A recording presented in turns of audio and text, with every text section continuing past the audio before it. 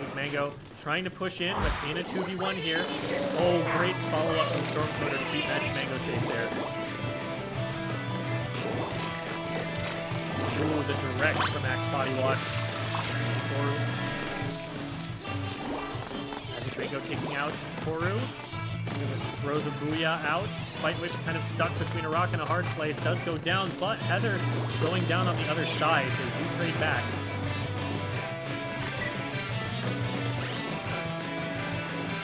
Back into Sharking around the corner here. Sees Magic Mango. Trying to shoot them in the back.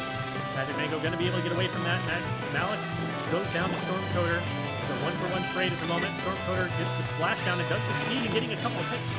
Kraken is going to be the last one alive. Does pop missiles to see where everybody is. And uses those to buy some time here. Will they win the 1v1 against Magic Mango though? Magic Mango does take them out. So there is still threat on basket here. Clam does go in. They have 0 clams though to follow up with. So this push might die without players actually even going down. Stormcoder going to try and get a couple in, doesn't get close enough and goes down, and that is going to be the push. So free pity clam basically, the purple team on that one.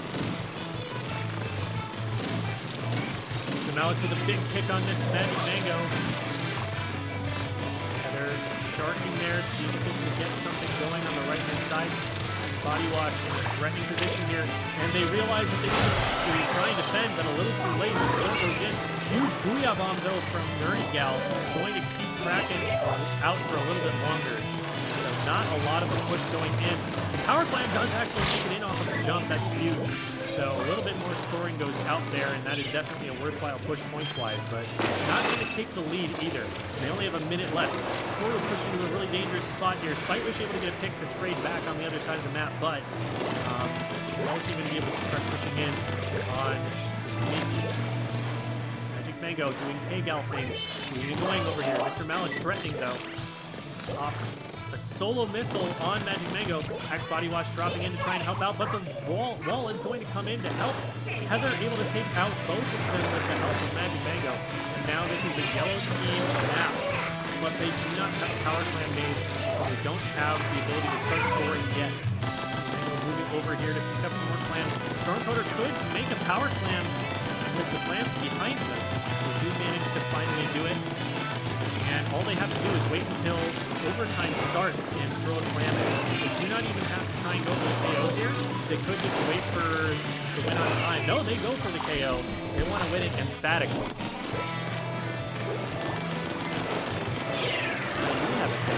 That is cool.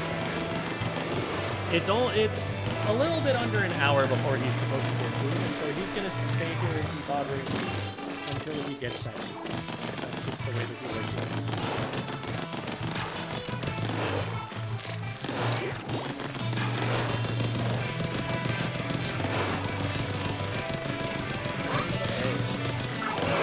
Maybe not to play with it. I don't know. Alright. Somebody was talking about Rainmaker Humpback earlier. So we gotta give the fans what they want.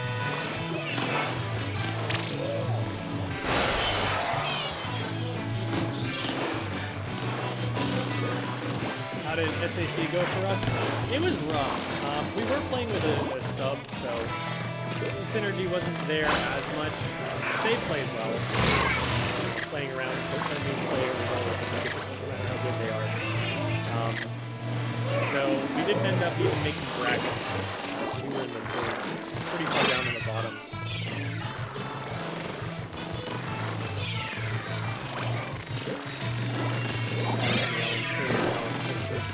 Yeah, same.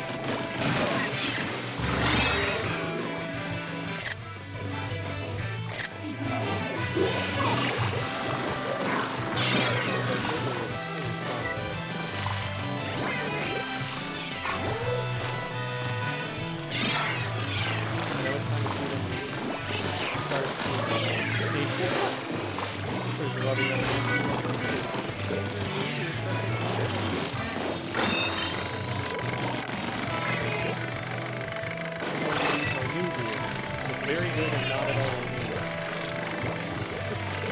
Seems sus. I don't know about that one. This is going to be our last match for the night. climactic duel. Powers yellow and purple. Unless you just come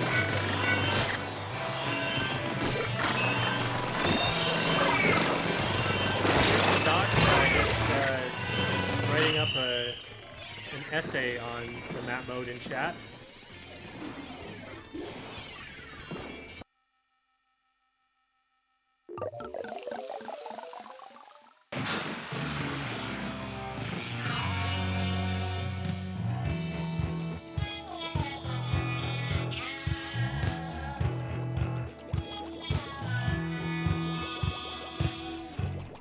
Out of context, this is hilarious.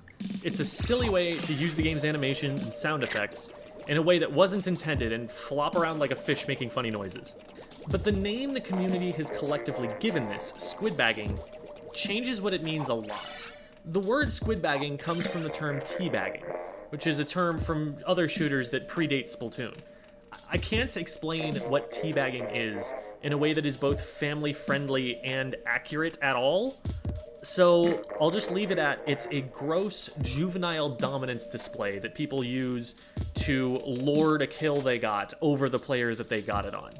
There are other more innocent ways to squidbag. Squidbagging outside the context of getting a splat on someone can be used to initiate a squid party with opposing players, or to show that you come in peace when players disconnect during a tournament match.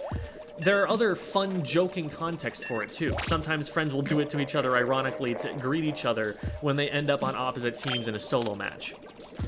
But squidbagging a stranger in an online match-made lobby is generally seen as a way to disrespect them after beating them.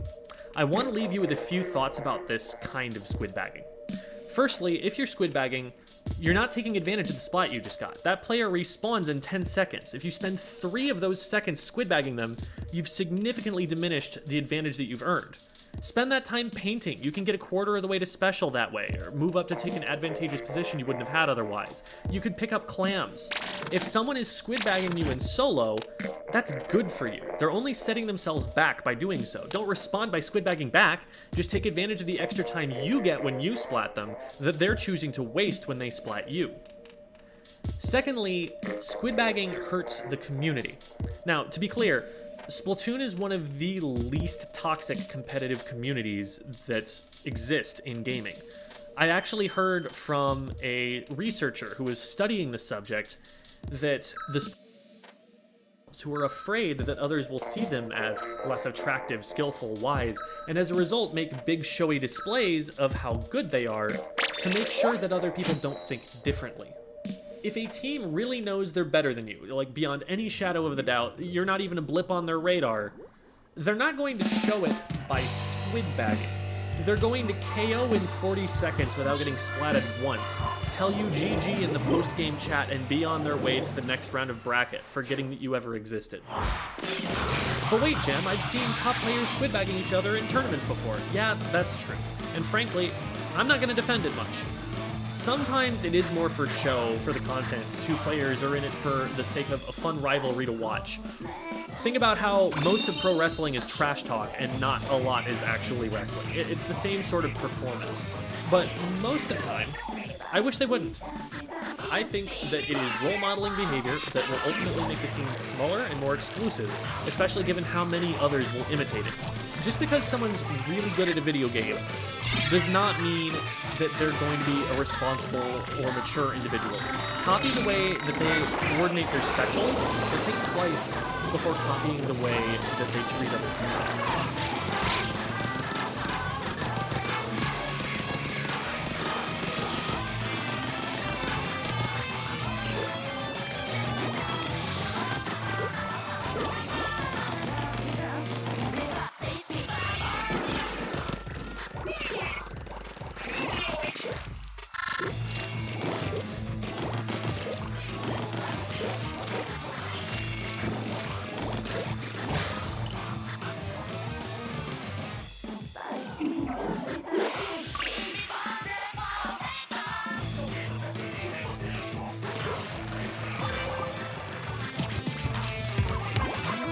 Hey everybody, it's Chugga Conroy, and welcome to the compilation of all of our weapon guides for Splatoon 2. In the description, you will find timestamps with every single weapon's initial explanation. If you'd rather not watch through 7 hours, oh my god, I can't believe how big this was.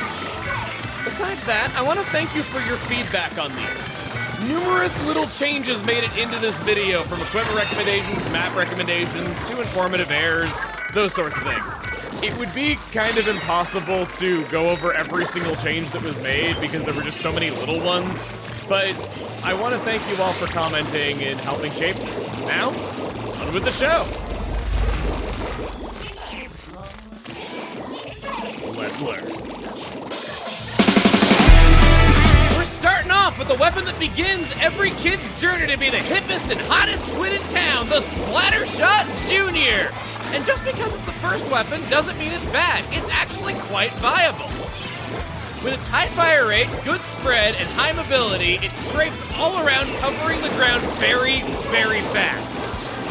In fact, it has a lot of stamina to keep sustaining this over time.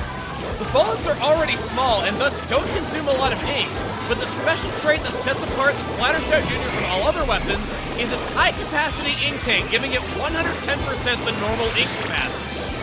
Of course, the trade-off is that the gun itself isn't so strong at fighting. Ducking in quick, ducking out quicker is the way to go to make sure that you're not confronted in a situation where you're outreached. To aid in this, the spread of fire is so good that it often automatically covers the user's feet in ink, allowing them to swim away with ease. When staying to fight, the spread is so wide it can cause the bullets to curve around the target when not firing at point-blank range. This is at its worst in the air, where shot accuracy is at its lowest. As for damage, the bullets each do 28 of the 100 damage needed to splat. Having to give someone a hug to damage them and it's still taking 4 hits is pretty bad. Thankfully, every weapon is equipped with a sub-weapon to complement its playstyle, and the Splattershot Jr. is equipped with Splat Bomb.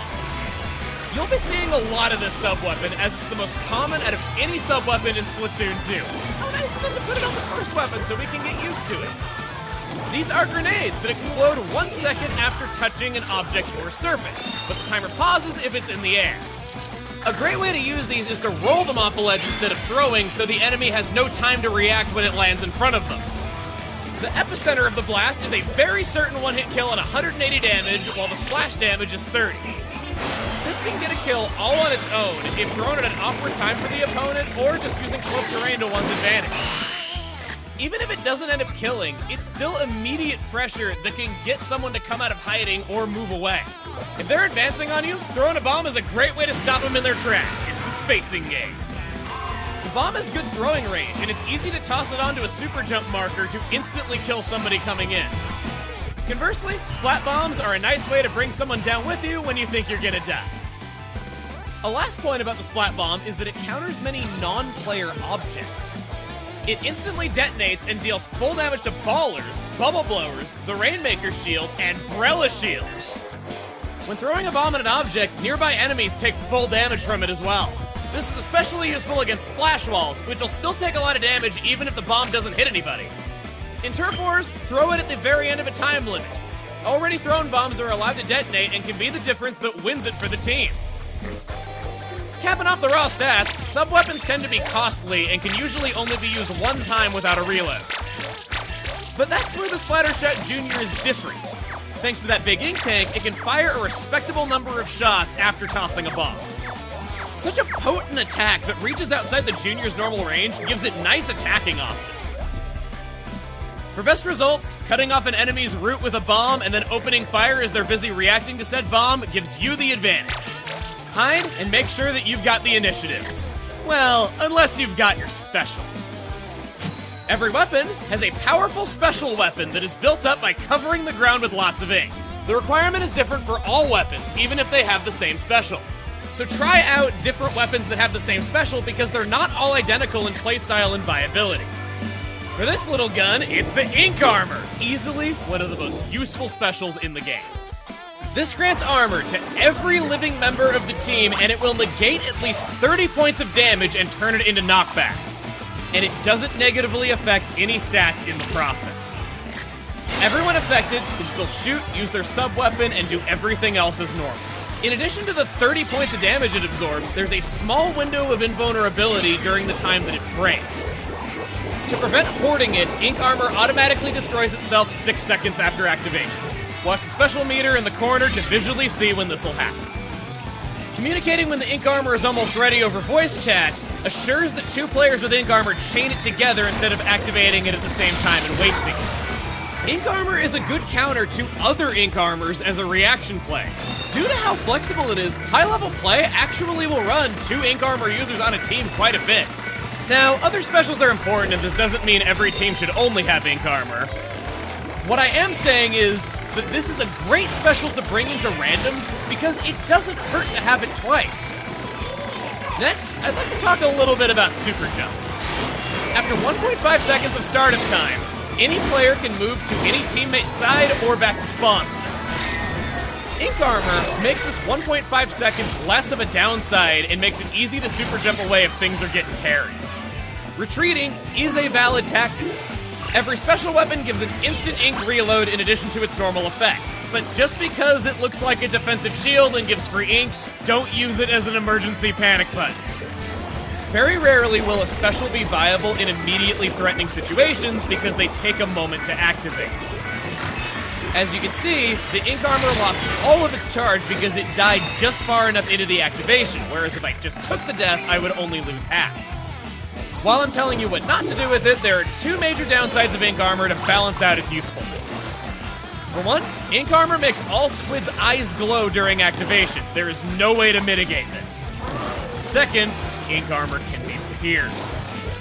You'll see this when being shoved backwards significantly if the damage is greater than 100 in a single hit. All the damage over 100 gets through.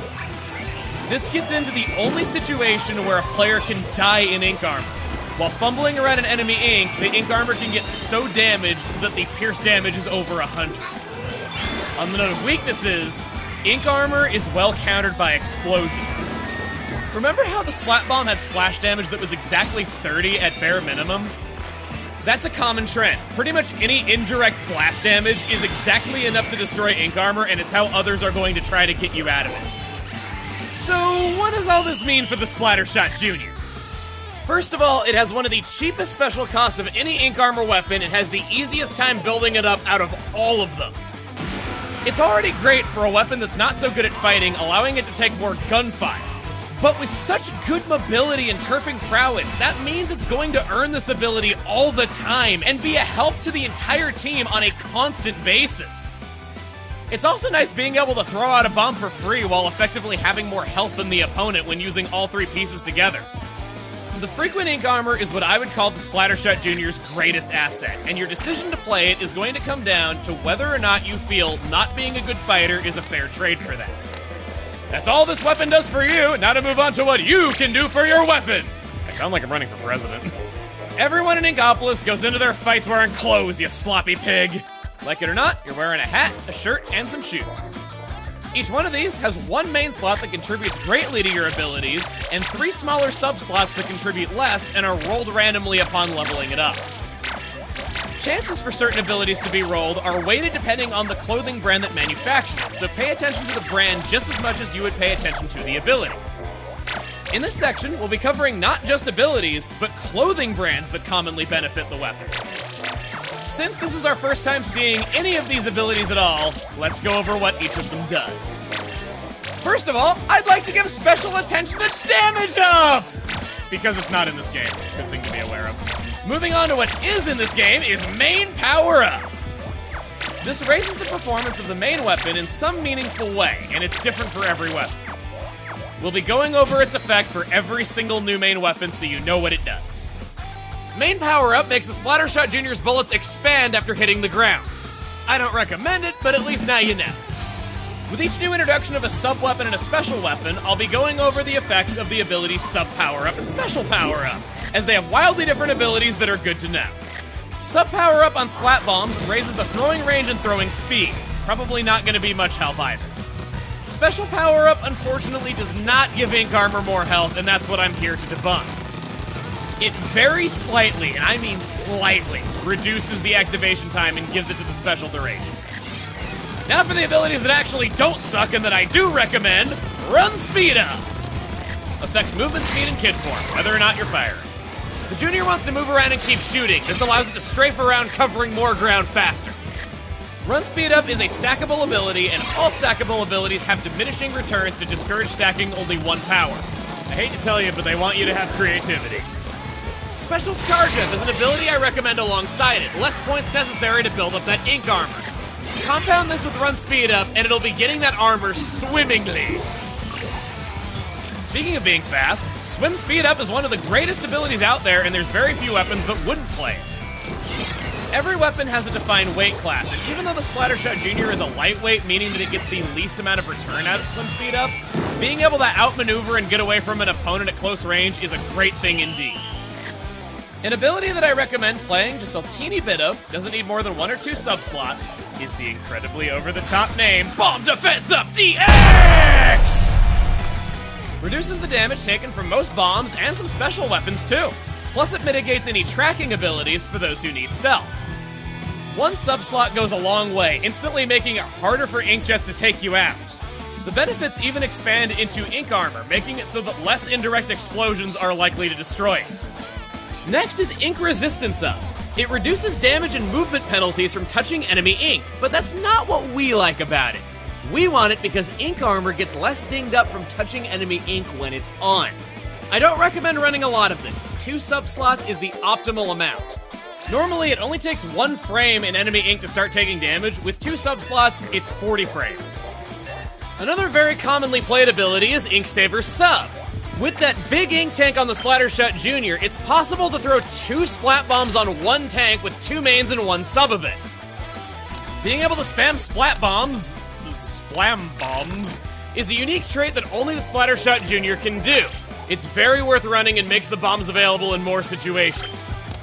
Next, I'm going to tell you about a situational ability that I personally really like. Last Ditch Effort. This is our first example of a mutually exclusive ability. In this case, it's only found on hats, so it must be considered over other hat-exclusive abilities. Last Ditch Effort begins its activation 30 seconds from the end of a turf war, or when the enemy is within 50 points of winning a ranked battle. Other than that, it does nothing. But when activated, that 1 main slot turns into 8 sub-slots of Ink Saver Main, Ink Saver Sub, and Ink Recovery Up. It's able to keep up the pressure, keep those reloads short, and this by itself will allow double bombing. It can be a great ability, but it can also do nothing for you.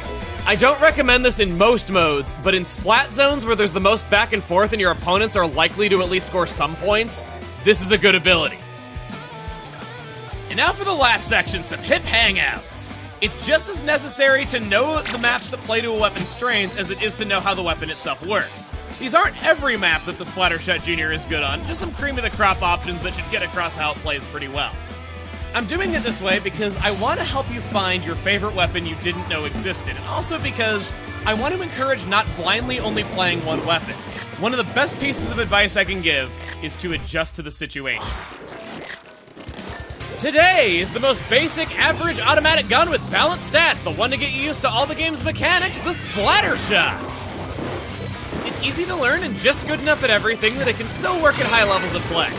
Beyond the average range, average damage, and average fire rate, this is our first example of a middleweight weapon. In line with everything else, middleweight is the most common weight class of all weapons, so yeah, it has average mobility too. It might sound like it has no identity of its own, but if anything sets it apart, it's its great ink economy of the shots combined with its decent spread. In addition, it's a great fighter having a short time to splat.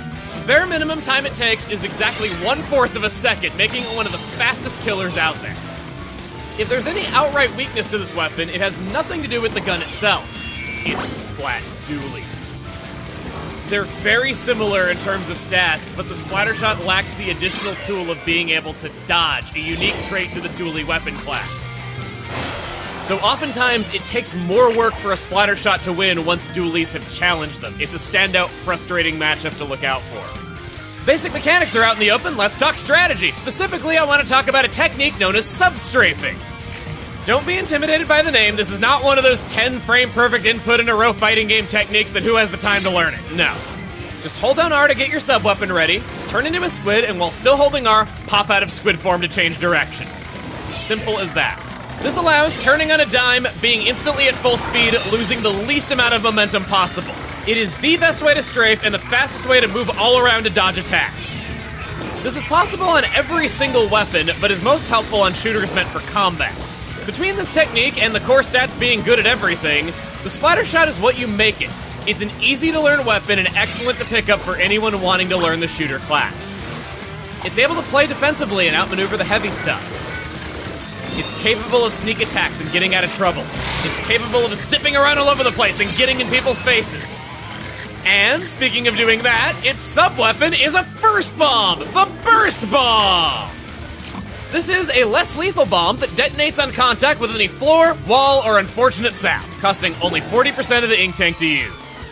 On its own, the Burst Bomb can be thrown twice without a reload and gets a kill in 2 hits if your aim is true. It's not without its combat uses either, even if it doesn't immediately kill. It's quick pressure at range, dealing with snipers, or just checking if there is one there. The damage is just enough to destroy objects instantly, get other players out of ink armor, or finish someone off if they just barely didn't die in a scrap with a teammate. If your friend's involved in a fight and you can't get over there to help them directly, toss a burst bomb their way. It might be the difference. But my favorite application, personally, is that it gives far more movement options to whoever's carrying it. No more having to shoot walls. It paints almost any wall in an instant, and you don't even need to slow down to climb up it. It also functions as a nice touch-up tool. If that ink isn't going to anything, might as well cover up the bits of enemy ink to keep moving and get some free points. As for what this does for the splatter shot, it's excellent as an immediate way to ink up an enemy's escape route just before getting the jump on them. Because we like exact numbers, a direct hit is always 60 damage, while an indirect hit is 25 to 35 depending on proximity. Given that the splatter shot hits for 35 per bullet, it's always at least 2 shots to kill after using the bomb. Bombing then shooting is slower than shooting alone, but it's insurance making sure they don't get away or just making it easier to land the kill. Of course, in some situations, it seems more advantageous to just shoot, and that's fine. Versatility is what makes the burst bomb so potent. If someone's getting away and it seems like you're gonna have to give chase into their ink to go after them, don't play their game. Toss a burst bomb at them from out of range, and there you go. It's not often talked about, but the burst bomb is surprisingly a very rare sub-weapon. They're very sparing with giving this to strong weapons, so that might be a reason to play this kit all on its own. For the last point about it, the effective sub-power-up on burst bombs is the same as any other bomb. Increased throwing range and increased throwing speed. Not recommended. Time for the special, and it's a first-timer. Redundancy on both of the explanations. It's the Splashdown! This is a weird one, and not just because it evokes the question of, hey, this isn't a weapon, so why don't they just punch the ground all the time? This attack has a wind-up of leaping into the air, staying there for a moment, and splashing down. The swirling vortex of death does 180 damage to anything it hits, while the splash damage is anywhere from 55 to 70. The one-hit kill range is outright shown to all players with a marker as soon as the animation starts. A splashdown will always defuse bombs in its area and gets massive bonus damage against bubble blowers, booyah bombs, ballers, and even just the splash damage alone is enough to defuse ink armor. Splashdowns also hit surprisingly high up, making them a decent counter to inkjet as well. This is very much the anti-special special. It is not an emergency panic button to dodge attacks and counter with a one-hit kill, contrary to what earlier balance patches would have you believe. Other players can see when you have your special, and with practice, its predictable movement can be reacted to and shot at, especially if clicking the stick is a first reaction to already being shot.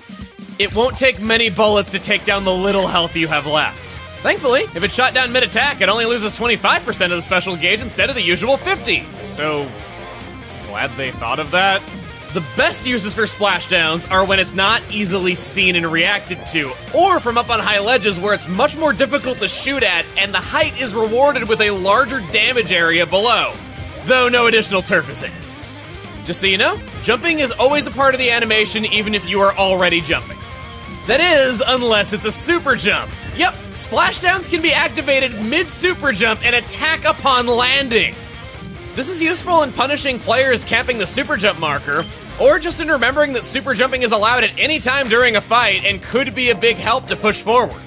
Following the rule of greater height being rewarded, the most bang for your buck is activating it at the apex of a super jump because it's the only situation where the jump part of it can be skipped.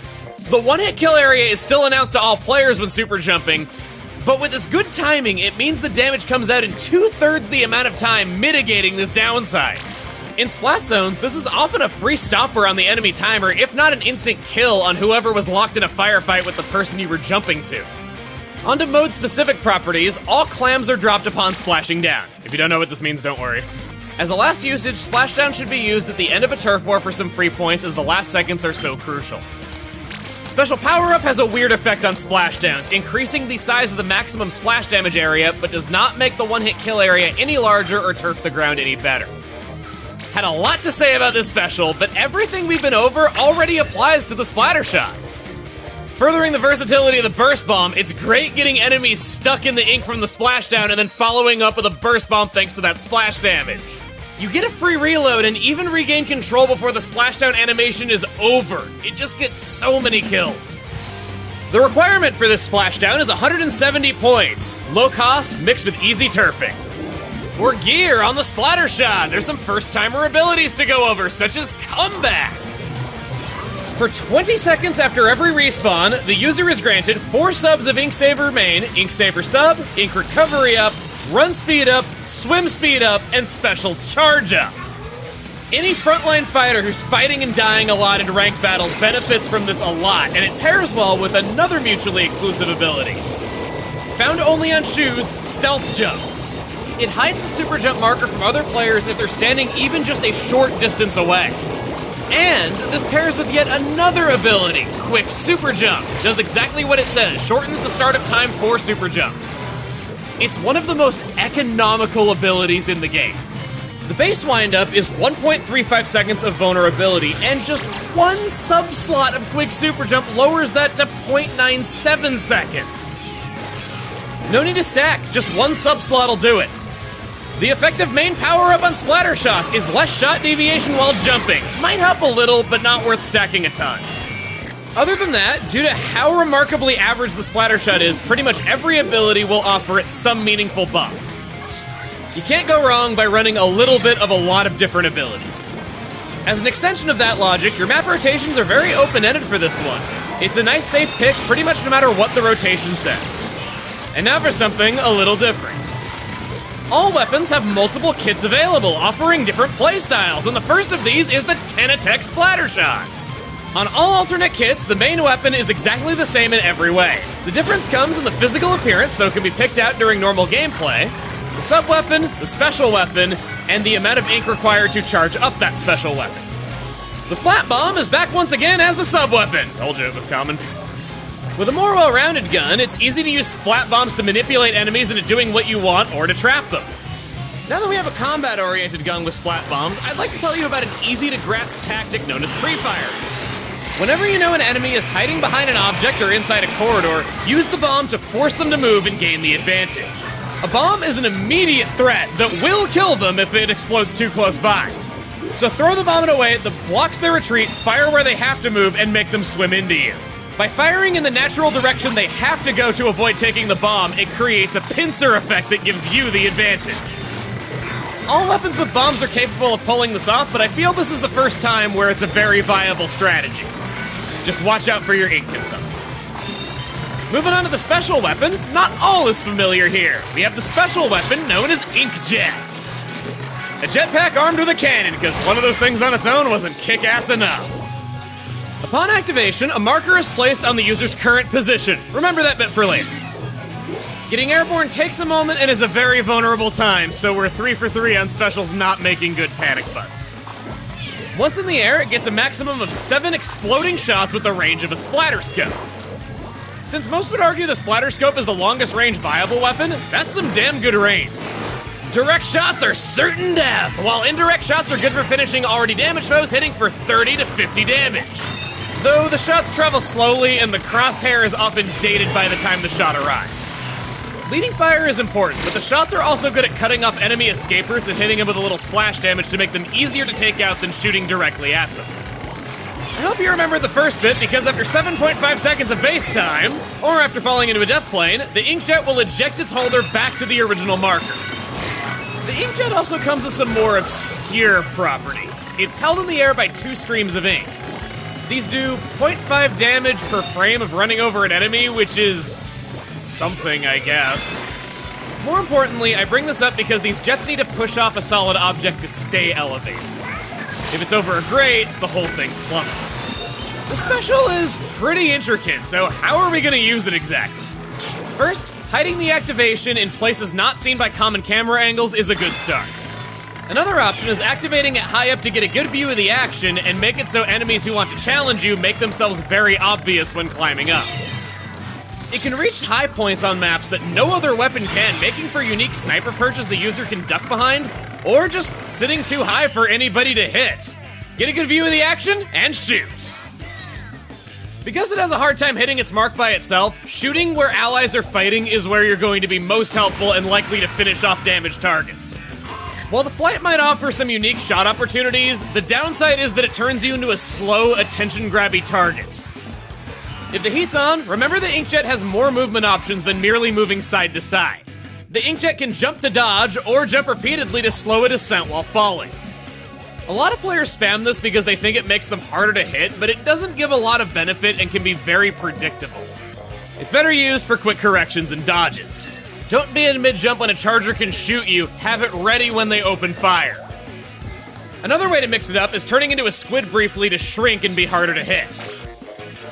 On that note, you are allowed to go back down into the ink and swim around with it, but this wastes a lot of the special duration, and I wouldn't recommend doing it if it can be avoided. A really weird property is that the eject marker is placed in the player's last ground position. This can be used to not die, but it uses up the entire special gauge, whereas just dying would only lose half. You can use it if you want to, but you probably don't. All in all, I would say the inkjet is a weird special that takes considerably more skill to play than others. You're not gonna waste an ink armor as long as you know the right time to activate it. Meanwhile, you could activate an inkjet at the right time and the shots are just wasted if you suck. The inkjet is a more situational special that might not be everyone's cup of tea, but it has its merits because it's a hard counter to the Stingray, a very prominent special in ranked battles. Stingrays have bad mobility and often fire level with the ground hoping to find targets there. The inkjet elevating itself is a good defense against this, and with a long range, it can usually one-shot a Stingray because they can't correct their aim very quickly. As for what this does for the Tenatech, the only synergy an inkjet gets to have with the rest of its kit is how close it likes to be to the action normally, and how well the main and sub can defend themselves after landing when it's over. The Tenatech being decent at fighting and having a good bomb means it isn't totally doomed in these situations. Remember that specials are free reloads, and none of those cannon shots used up any real ink, so almost always throw a bomb after landing. A trend not easily observed is that every inkjet weapon has either a bomb or toxic mist for its sub, so the playstyle of the Tenatech is pretty constant for all inkjets. Since this is a first-timer, the effective special power-up on inkjets is an increase to the duration and the splash damage radius. Don't play this for the duration. It takes 1 main and 2 subs just to potentially get an 8th shot out of it. Play this purely for the blast radius if that's wanted. Moving on to the other abilities, no matter how good your inkjet game is, sometimes the enemy's just gonna get at the marker and be ready to ambush. This gives special attention to Drop Roller! This is an ability that is technically helpful to every weapon, allowing them to hold a direction on the control stick and dodge that way upon landing from a super jump. The Tenatech gets double duty out of this, be it from the frequent normal super jumping or from the inkjet's eject button. Not only that, but this is more than just a dodge. For 3 seconds after dodging, the player has effects of run speed up, swim speed up, and ink resist up. These buffs combine with a dodge and the Tenatech's good fighting ability, and it means that it can counter ambushes and live to tell the tale. In case you think this is a replacement for the dodge roll on the dualies, it's actually much slower than the dodge on those weapons. Can't emulate the real thing perfectly, I guess. I'd also like to showcase run speed up in the spotlight. Because there's no such ability as fly speed up, the inkjet benefits from this ability, though only on grates. This is one of the most absurd gear perks there is, and I don't think that many people are aware of it. The whole package here is pretty good at every map or mode, not bad at anything in particular. Just sorta works, doesn't really excel. It's the jack of all trades.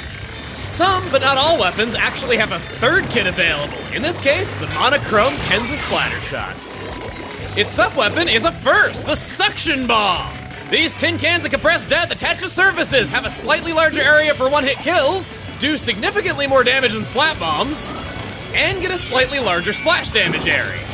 In return, they take twice as long to detonate as a splat bomb and use a whopping 70% of the ink tank. Due to its long detonation time, use the things that set it apart from the splat bomb first and foremost.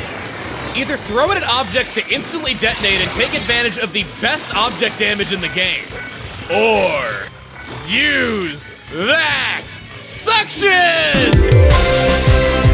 Play around with which surfaces it can stick to. Why not try out recon mode on the current map rotation and see everything you can make it stick to? It might surprise you. Some good map terrain to be on the lookout for are corners the enemy has to walk past but might not see a bomb there, the undersides of grades because they can hit anybody standing on top, or just placing it at a gap somebody wants to jump over. In plain sight, it gets some good usage too. Remember pre-firing and treating the bomb and yourself as two halves of the same player. Its long detonation time and large explosion makes it a long-standing threat to anybody who wants to move a certain way. Either use it as a suppression tool to stop a retreat, or use it as a spacing tool to keep them from advancing. Speaking of suppression, it can stop a super jump like a splat bomb does, but because it takes so long to explode, it has a tighter window of time to make it work. The 220 damage it hits for seems superfluous, but this is such a good deal against splash walls, ballers, and the Rainmaker shield, shredding through all of those with ease. One of the biggest reasons to play this sub-weapon. In all, it's a great suppression and manipulation tool, but the high ink consumption is something to be wary of. Thankfully, the splatter shot has nice ink economy, but still make every shot count. Since it's our first time, the effective sub power-up on suction bombs is faster travel time and a longer throwing range. That's it. Helpful on some longer range weapons, not so much on the short Kenza. It's a pretty nice sub-weapon for a splatter shot, allowing for even more tactical play than you would see on the normal version or the 10 attack. But its special weapon is the Tenta missiles. A special weapon you all said was bad for a long time, but I always knew it was good. Upon activation, you are locked into only holding the missile racks in kid form for 10 seconds or until firing. Swimming is still allowed to reposition, however. When holding the racks, you are a sitting duck. Hey, at least it was honest, it didn't look like it was a good shield. The missiles hit for 150 damage on direct hit, 30 on indirect. It can target 5 opponents at a time. That's 4 players and the Rainmaker shield in Rainmaker mode. The number of missiles, however, is determined by the number of locked-on targets and should be considered before using it. 2 targets take 5 missiles apiece. 3 or more targets take 4 missiles each. Whereas 1 target on its lonesome takes 10 missiles! Ah? That's probably what they were going for, honestly. To maximize the benefit of using it and minimize the risk involved, maybe get behind a wall before using it. Maybe even super jump back to spawn if you want to go back that way anyway. The farther away, the more stuff will be in that circle. On the enemy side, once you pull the trigger, they're immediately alerted to the fact that they're being targeted. A ring appears lined with an arrow for each missile yet to land. The landing points are even telegraphed to them by circles on the ground. On top of that, the missiles make a loud whizzing sound as they travel through the air, making it impossible for these to surprise someone as long as they're, paying attention. A target that stays swimming at top speed can't possibly be hit by a missile that was intended for them. If a Tenta missile's gonna land a kill, it's due to inability to move or because their escape route has already been painted. Remember that specials give free reloads, and certain sub-weapons, like the suction bomb, prevent foes from swimming a certain way. It's generally best to fire at a cluster of enemies to maximize the chances of them swimming together and tripping over each other's missiles. This all sounds more like a minor inconvenience than a powerful super weapon, so what's so good about it anyway? It creates openings, either by shutting down a backline weapon over unlimited range, or by scrambling the enemy to stop one of their pushes. Another valid use is interrupting a stingray. They're forced to swim around, wasting their special timer. They also should be fired at the end of a turf war because they're quite good at painting and are allowed to explode after the time limit is over just so long as they're deployed. Though my personal favorite use is in tower control, where they're a nice cheap tower cleaner. A lot of Tenta missiles are easy to activate and on good turfing weapons, unlike the expensive Stingray. Tenta missiles are on a lot more weapons too. But even with these uses, I could see some people going, well, this doesn't sound like it actually kills anybody. That's because the most useful tool it provides isn't the missiles themselves, it's the targeting system. It provides all enemy locations over a sustained period, updating in real time. So if playing on voice chat, use that information. Tell it to teammates. Don't just say, I shot 2. Say, the end zap in the zone is going right, the roller is swimming back. This is a special that's made a lot better by observing and watching where enemies are going than just letting it rip right away. It is the easiest way to track multiple enemies. That's all for the properties and uses, so how does this work with the Kenza? The answer, not very well. The Kenza likes being close to the action, and if it needs to pull back for a reason other than using its special, it's because your team is not in control. All it really does is shut down those long-range weapons the Kenza doesn't like to tangle with.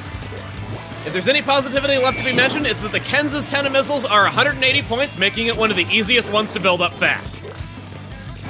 As for special power-up, on 10 missiles, they offer a larger targeting circle and more painting from the missiles themselves. I sort of like this ability, and of course it was going to be good. The ability has the 10 missiles on the packaging, for crying out loud. Yet again, a well-rounded weapon that wants to run little bits of lots of abilities. For the stages this plays well on, I'm gonna say that narrow pathways and objects to hide behind are definitely the way to go. Both to use the suction bombs in opportune places, and to use the Tenta missiles from behind.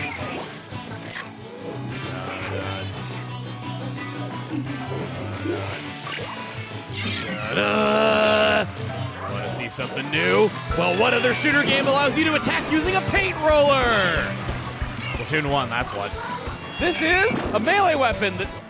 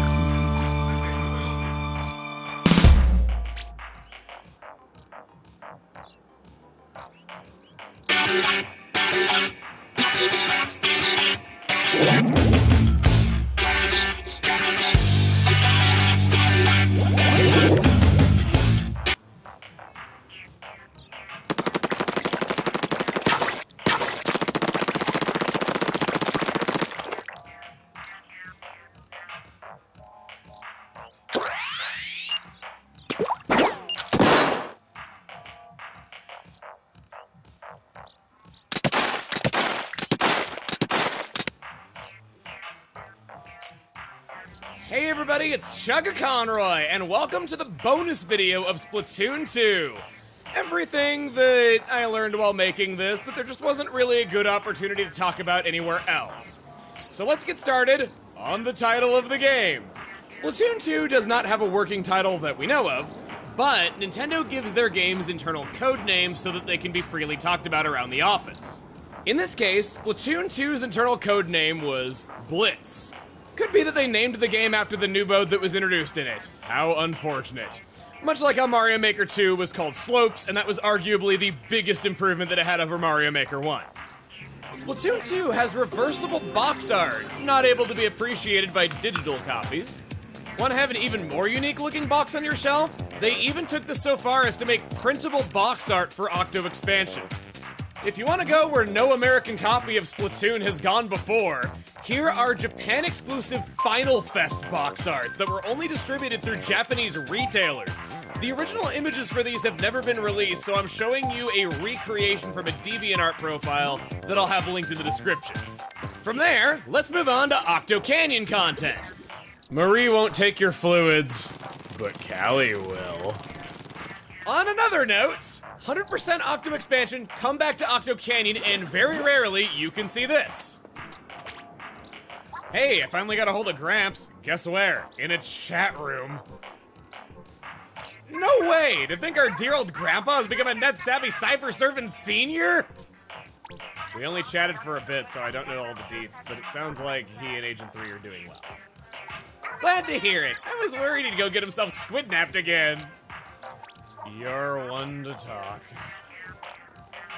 I can't believe not one, but two of you knew about this, because this took me 15 minutes to get it to appear, and I can't imagine too many people start up Octo Canyon after beating Octo Expansion in the first place. Enemies from Splatoon 1, like the Octo Ball, are still in the code. In fact, there's unused enemies with no graphics that use this model as a placeholder. We also know that Octoballs were being sanitized by Kamabo Corp, and one even pops out of the Nil statue after it explodes. So they make several appearances, just never as an enemy. A particularly aggressive unused enemy is called Sheen Octa, which has splat bombs, uses splashdowns, and then follows them up with stingrays. It's mad that you woke it up from its eternal slumber as unused content. Another one is Taco Gnocchi, which teleports around and then shoots. There's data for an unused enemy that would have traveled along ink rails, which has official concept art, so we actually know what it would have looked like. Donketsu is an octopod that merely falls over when damaged completely. Could have been invincible unless it fell into a bottomless pit. Taco Tank has no attacks, and got no further than just being a simple enemy behavior. Just moving away when the player is too close and approaching when they're too far away. By the way, taco is Japanese for octopus, so sorry to disappoint you, these enemies were not going to be wrapped in neat little tortillas. Taco Pod Dev is a bomb that tries to hug you. Reminds me of a certain Mother 3 enemy. Shelter Hide Man 2 is my favorite movie. It's all placeholder data, but I guess they were meant to be ambush enemies. The full title of the story mode is Splatoon 2 The Vanishing Sister, but it only appears in marketing material. In Japan, Octarians speak exclusively in katakana, showing that they are meant to be speaking in some sort of foreign dialect. And so does Callie during the final boss fight to match this. You ever notice how DJ Octavio has signs everywhere that say DJ Aquas? If you're wondering where this name comes from, it's a combination of DJ Octavio and DJ Takawasa, his Japanese name. Similarly, Marina's Japanese name is Ida, and her full English name is Marina Ida. It turns out in Bingo Ball Station, you can just shoot the balls out of the holes to get them into different holes. Would have made my life a lot easier had I thought to try it. If you thought me beating a challenge by 1 frame was close, get this. It is not enough to merely touch the goal. The goal's animation must complete, otherwise it's a failure anyway. I claim the rewards from the vending machine were random. When spending CQ points, they are, but when using mem medals, they are not. There's 10 finite mem medals throughout Deep Sea Metro. The first gives a random drink ticket. The second, 20,000 CQ points. The third, 3 of a random ability chunk. Fourth, 20,000 cash. Fifth, 3 random drink tickets. Sixth, 5 of the same ability chunk. Seventh, a galactic Sean Winch food ticket. Eighth, 40,000 cash. Ninth, triple fried galactic schwaffle food ticket. And the 10th and final is 1 of every drink ticket. Given that all you have to do is just go into the station, talk to Sea Cucumber and leave, don't even have to play through the station, really easy to get. I've mentioned to not worry if you ever run out of CQ points. Here's what actually happens. Pearl's got you covered. You ever out of money? She just withdraws from her dad's bank account and gives it to you. Captain Cuttlefish is the debt collector, and one cannot fight Inner Agent 3 until it's all been paid off. If we reverse the scene where all 4 Fangs are united, it says this.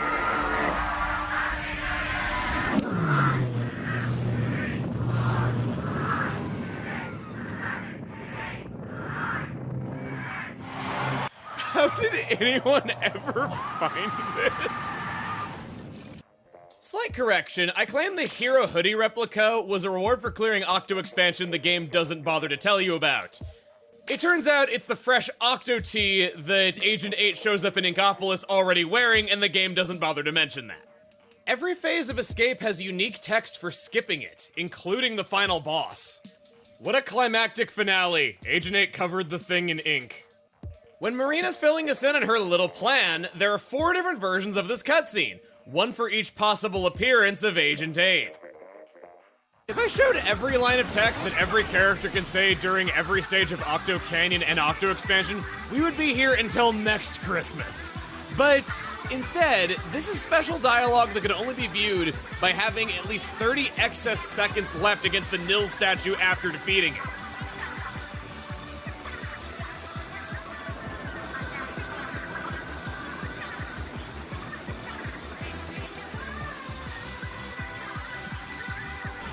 I already talked about the Shifty Station and how it was different every Splatfest, but the Final Fest's version of it took place after the final battle with the Nils statue on its ruins. And not only that, Marina would drop hyper bombs for each team to use periodically throughout the match. And then every match would end with a final 60 seconds where Pearl herself would join the battle. And whoever went into the circle first could join forces with her and use the Princess Cannon on the other team. It's an even more powerful version of the Killer Whale from Splatoon 1. Wow, what an amazing stage. I hope we get another stage where there's an objective to capture that makes you ultra powerful or something in the future. And oh yeah, for those of you off the hook shippers in the audience, the Japanese version of this stage is called Dear Senpai, when Marina has been known to refer to Pearl as Senpai. Also, yeah, I make fun of Pearl a lot, but I actually like her better. Because it's a Nintendo game, the final boss originally had a much more disturbing design than what we ultimately got. The professor who froze his cat Judd for him to be awoken far in the future is the same professor who created Tartar, with the intention of perhaps making this new civilization not make the same mistakes as humanity. Ironically, it was Judd who was the voice of reason this new society needed. I try not to talk too extensively about programming because, being honest, I don't understand it very well myself, but I thought this was amazing. Even the programmers had fun with Octo Expansion constantly referencing the number 8 because many memory addresses for Octo Expansion related things have the number 8 in them. For instance, the text of defending Gopolis from Ultimate Doom during the final boss fight, its memory address is 888. I heard a widespread rumor that encountering the Nils statue, not defeating it, and returning to Ingopolis Square will result in the hub world looking as it does during the final battle, with the statue looming overhead and everything. But sadly, it does not. I've asked for footage of this, and many people deconfirmed it for me. The user EnderKitten123 has an interesting theory that I happen to agree with. It's possible that a lot of people have the same false memory because they lost to the statue, turned the game back on for Splatoween as that was an event, and because the goop on the buildings looks a lot like the game over screen, it just simply triggered that memory in them and made them think, oh, wow, that's a cool detail. I've got an unseen character for you. The composer of Octo Expansion's music is a DJ named Deadfish, a sanitized Octarian who's surprisingly popular in the Splatoon fandom despite never physically appearing in the game itself. Apparently, she's based on Deadmau5, who I'd never heard of but seen the head of everywhere and figured it was a mascot character in an anime I hadn't watched. Her story was that she was good at making music, but was plagued with self-doubt. Kamabo Corp put her through the sanitization process to remove all hesitation from her mind and cause her to be solely dedicated only to making music for the rest of her life. The music tracks seemed to tell a story of her life, showing all these different states of mind that she was going through while being sanitized and her life after sanitizing. You can see the doubt being removed from her mind, but new doubt beginning to appear in its place. There's also some track numbers that are missing, showing that her whole story is not yet known. She may be a character in the future and get elaborated on then, or we might get to know more about her simply through track listings, making her still a subtle, unseen character. Not only that, but a lot of track numbers are skipped over in the official OST so that Octo Expansion can have track number 80 in its soundtrack, even though there are not 80 songs in the game. Following our usual trend, we move on to little side topics from there. Since we were just talking about music, here's a bronze medal intended for Squid Beats 2. At the Krusty Bucket, there are early versions of drink tickets in the game's code with similar graphics to the food tickets, originally not having distinct designs from one another.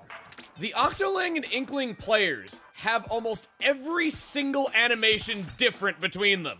I want you to just appreciate that next time that you play. It would take too much time to go into all of them, so this was just a quick comparison.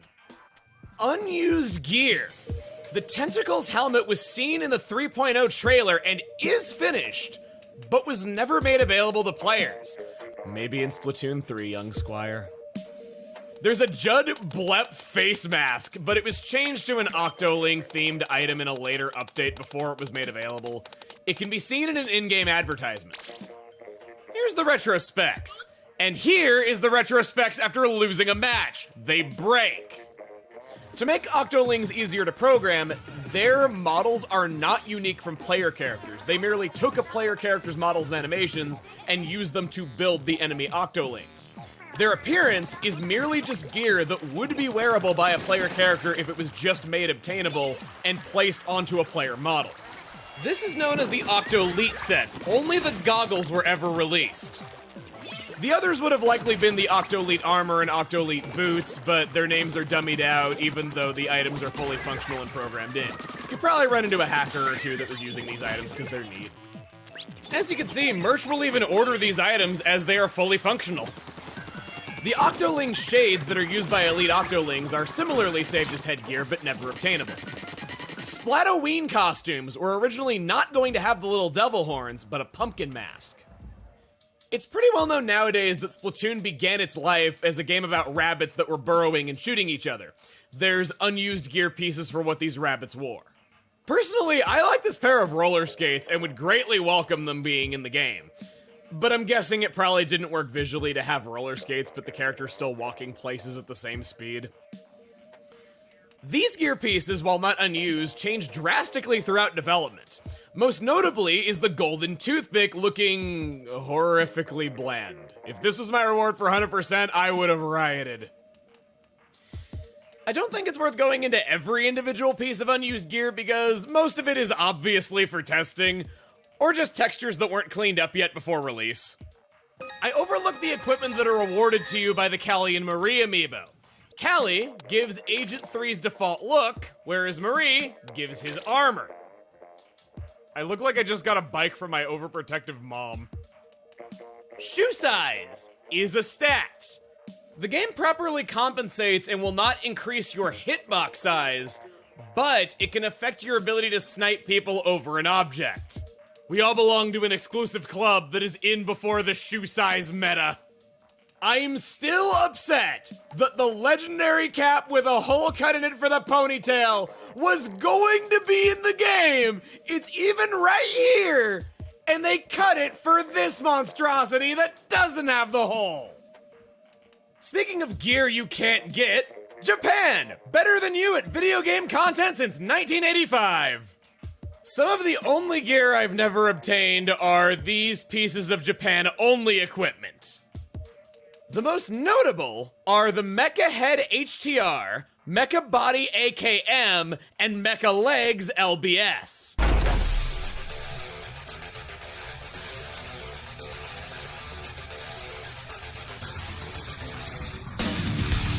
This was the winner of a contest to have your artwork turned into in-game items. And that's not all. This has even made appearances in the manga. And of course, in America, we had nothing.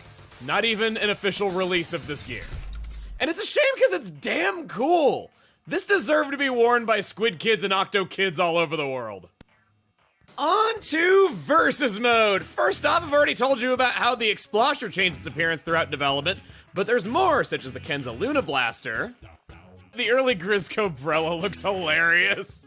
The early Fizzy Bomb is similarly cute, just being an industrial strength soda can.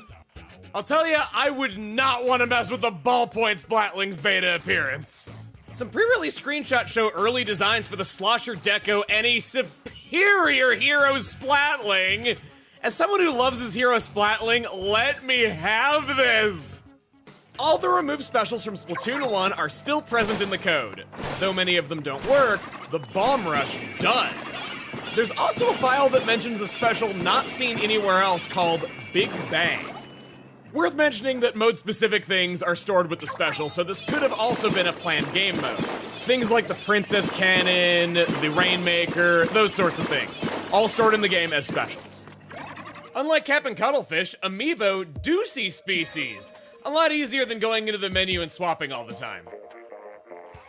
The game silently uses all sorts of metrics to track your personal skill level. And if it deems you worthy, it allows you to skip ranks. Rank X hides the names of the players before going into a match. Why would they do this? Because if you know other players, you can form allegiances and disconnect before the match begins to make a 4v3 to farm points for each other. Rank X sorta doesn't allow this. If you disconnect during a game, as I do right here, you will see that the game will know when you turn it back on and soft ban you for a little while. Eventually these get more aggressive, so they're really serious about it. They know if you disconnect during a game. A running theme seems to be creepy things that happen at museums at nighttime. In Inkblot Art Academy, the phones can randomly ring, but only during Splatfests.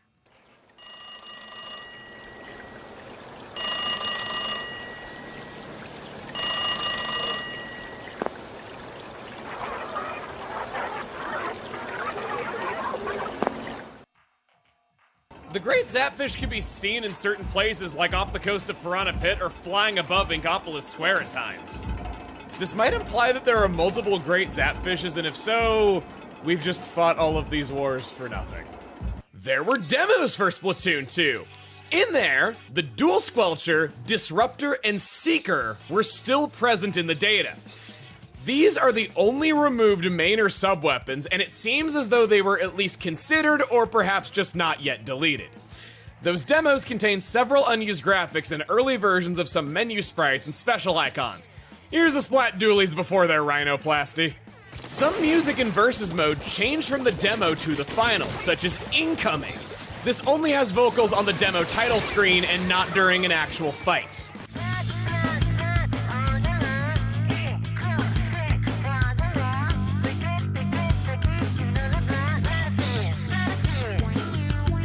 I prefer this version, probably because it's the first one I heard, if I'm being totally honest.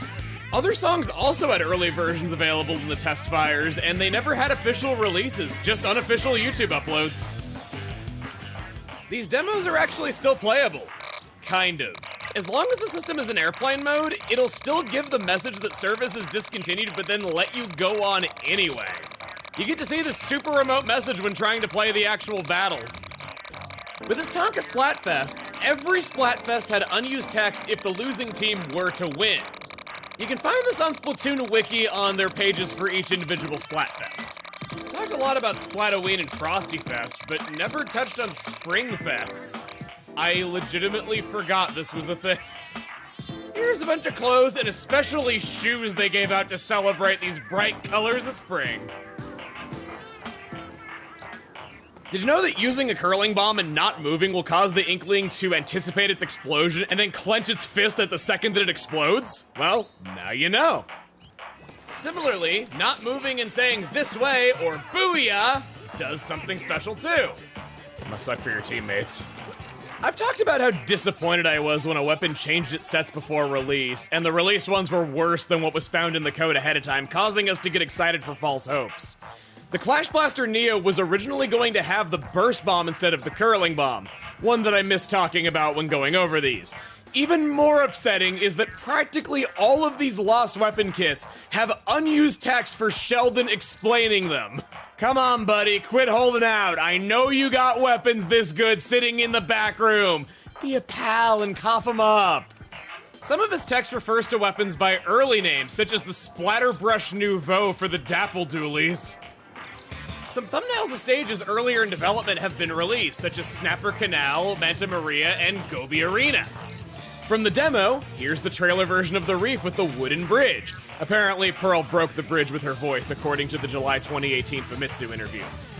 Probably a hand-wavy answer to why that happened, but hey, I thought it was neat. We got early versions of Starfish Soundstage, Silver Sea Art Academy, and the Spawning Grounds. Oh, I got the names wrong. No, actually, those are the early names for the stages seen in the demos. There's this deleted stage that's super long, and we only know about it because of the 2017 Nintendo Employee Handbook. Consistently in matches, the same colors will fight opposite colors. Here's unused color combinations that were considered but never made it. When people's weapons sparkle at the beginning of a match, I thought they were just standing in the right position relative to the sun and it was reflecting light. No. This means that player is presently on a winning streak.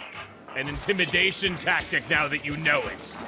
There are 4 unused ranks for Salmon Run that were in a Salmon Run demo. Wannabe, Rookie, Real Deal, and Savant. I did say I wanted more ranks in Salmon Run so that the lower ranks weren't as much of a cesspit, and it seems that maybe that would have been the case. Or these are just early names for the same ranks. Who knows?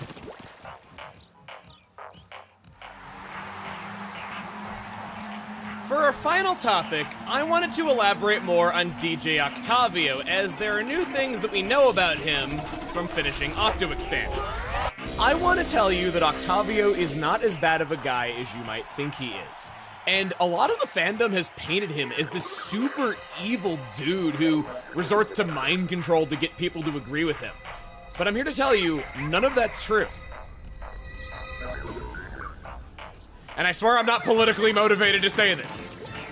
The reason why people believe this is that we know he has mind control tech with Callie, and have you noticed, every Octoling is wearing, yep, sunglasses. The shades even have some sort of electronics on board with the glowing eye.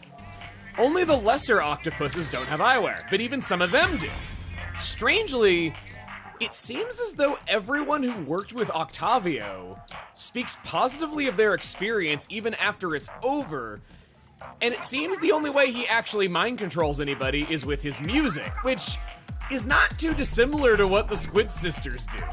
If you don't believe me, I said I had more to talk about Marina's backstory a while back. She still keeps a DJ Octavio sticker on her laptop, implying that it was a good experience and she still respects him after it's over. He seems to be an honorable fighter and not really a sleazy guy. However, one valid counterpoint to this is official artwork from Splatoon 1's credits of Agent 3 trying on Octoling glasses and the Octolings having to demand them back because he does not want to remove them. So, he mind controlled one person. You know, I could go either way on that. I think you get one pass on that. But as long as you don't mind control anybody else, you're a pretty cool dude, Octavio. And that is life after Octavio. And after Kamabo, too. They were kind of worse than you, who just brainwashed people with the power of bopping music. It's not really so bad, man. I believe in you. You can change. That is everything I have ever wanted to say about Splatoon 2. It's kind of bittersweet that after 5 years of playing this game almost daily and being one of the unlucky few to 1000% the single player, that this is probably the last time I will ever play Splatoon 2. I do have one more story I'd like to share. From screaming Pearl's "Booyah" as loud as I can go, my throat was in pain for 2 whole days, and my head hurt for the rest of the night. It's like she says, blowing my voice out is a small price to pay for saving the world. Comments that have aged well. This game was an excellent sequel and an excellent game in its own right, stepping up everything gameplay-wise from the original to an 11. There are a few things I would change about it, but I hope you've been able to see just how much depth there is to it and how much there is to learn. And making these videos at long last after so much planning was extremely cathartic to me. Thank you so much for watching, and I'll see you guys another time for something else. Bye.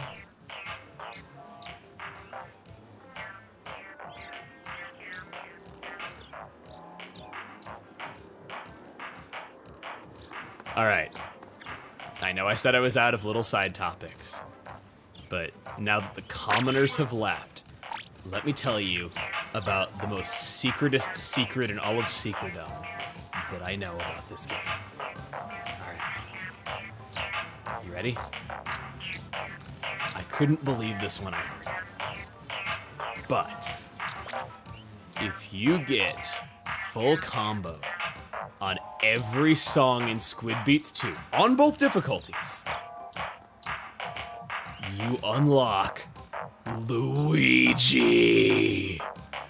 But you gotta do it twice.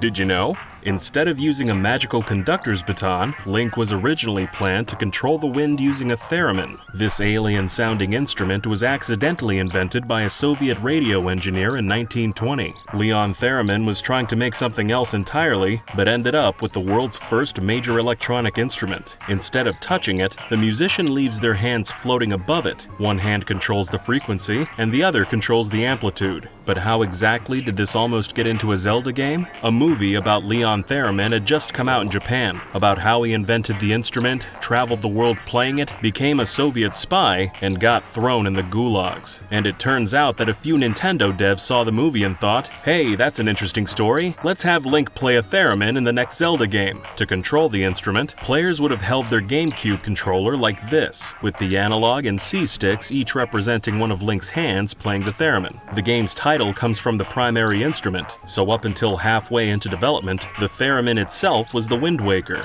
This was all explained by the game's director Eiji Aonuma in a 2003 issue of Nintendo Dream we recently had translated, and they joke that the game could have been called The Legend of Zelda: The Wind Theremin. For this video, we delved into hundreds of magazines looking for cut content and obscure facts about the Wind Waker, and ended up translating several magazines and some online interviews into English for the first time. We want to keep going the extra mile to get new and interesting facts for you guys, and if you want to see more of it too, leave a like on this video. It really helps us out. So anyway, Aonuma and his team were all set with a Zelda game based around a theremin, Then Shigeru Miyamoto came in for playtesting and, as he tends to do, upended the tea table. According to Aonuma, he'd play what we made and point out what was weird. We had the Wind Waker item ready to some extent when Miyamoto came to me shaking his head saying no, no, no. He talked about how it was entirely unacceptable. We were using both sticks at first, adjusting with both hands like how you play a theremin.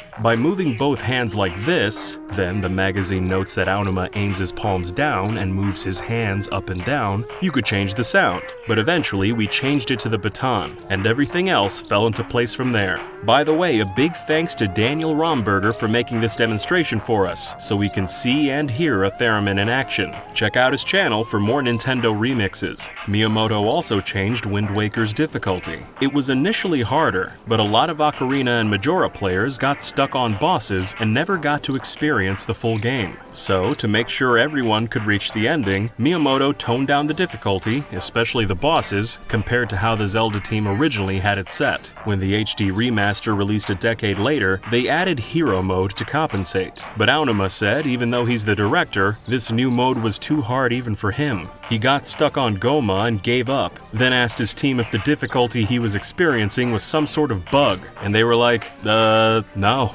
Another aspect that Miyamoto wasn't keen on was Wind Waker's art style. Initially, Nintendo was just going to improve on the graphics from Ocarina of Time and Majora's Mask, and they even built a prototype in that style. But later on in the conceptual phase, the Zelda team's artists proposed Toon Link. The rest of the team loved it, and dove headfirst into the cel-shaded art style. Aonuma didn't think Miyamoto would like it, so he waited till they were already in pretty deep to show it to him. And he was right. Miyamoto literally cringed, and didn't think it would sell. Aonuma recalls, "If I had gone and talked to him from the very beginning, I think he would have said, 'How is that Zelda?'" Miyamoto had trouble letting go of the realistic Link art style until the very end. At some point, he had to give a presentation against his will. That's when he said something to me like, "It's not too late to change course and make a realistic Zelda." But the team was super enthusiastic about the new style and insisted they didn't want to give it up. It was inspired by the anime they watched as kids, especially Hayao Miyazaki's Animal Treasure Island. And Aonuma says Wind Waker's kind of unique in the way it doesn't feel like a Zelda game. It's more of an adventure across the sea where the main character just happens to be Link. And for that reason, the story was also kept from Miyamoto for quite a long time. Miyamoto really wasn't thrilled with the situation, but ultimately accepted it because with the team they had, it would have taken 10 years to make a realistic Zelda, but a Toon Zelda could be made in a fraction of the time. But before we cover even more exclusive Wind Waker facts not found anywhere else, a word from this episode's sponsor, Buyee. If you've ever used American sites to buy things from Japan, you've probably noticed how much sellers jack up the price. It can be a lot. This is where Buyee comes in. Buyee is a service that places orders or bids on your behalf on Japanese shopping and auction sites, then ships the items straight to you without any absurd price hikes. This includes sites like Rakuten, Amazon Japan, and Yahoo Japan Auction. So if you've been wanting to get a hold of a Japanese game or piece of merch, but don't want to pay insane rates, this service will let you get your hands on the stuff for a more affordable price. Buyee is easy to use and offers support in several languages, which of course includes English. They also ship worldwide, including to North America, Europe, and Oceania. Buyee has over half a dozen international shipping methods, multiple payment methods, and 4 different insurance plans to match your needs. Buyee is also giving Did You Know Gaming viewers a 2,000 yen first-time purchase coupon for signing up through the link below. So if you want to try out this great service and get 2,000 yen off your first order, check out Buyee by using our link below. And now, back to Wind Waker.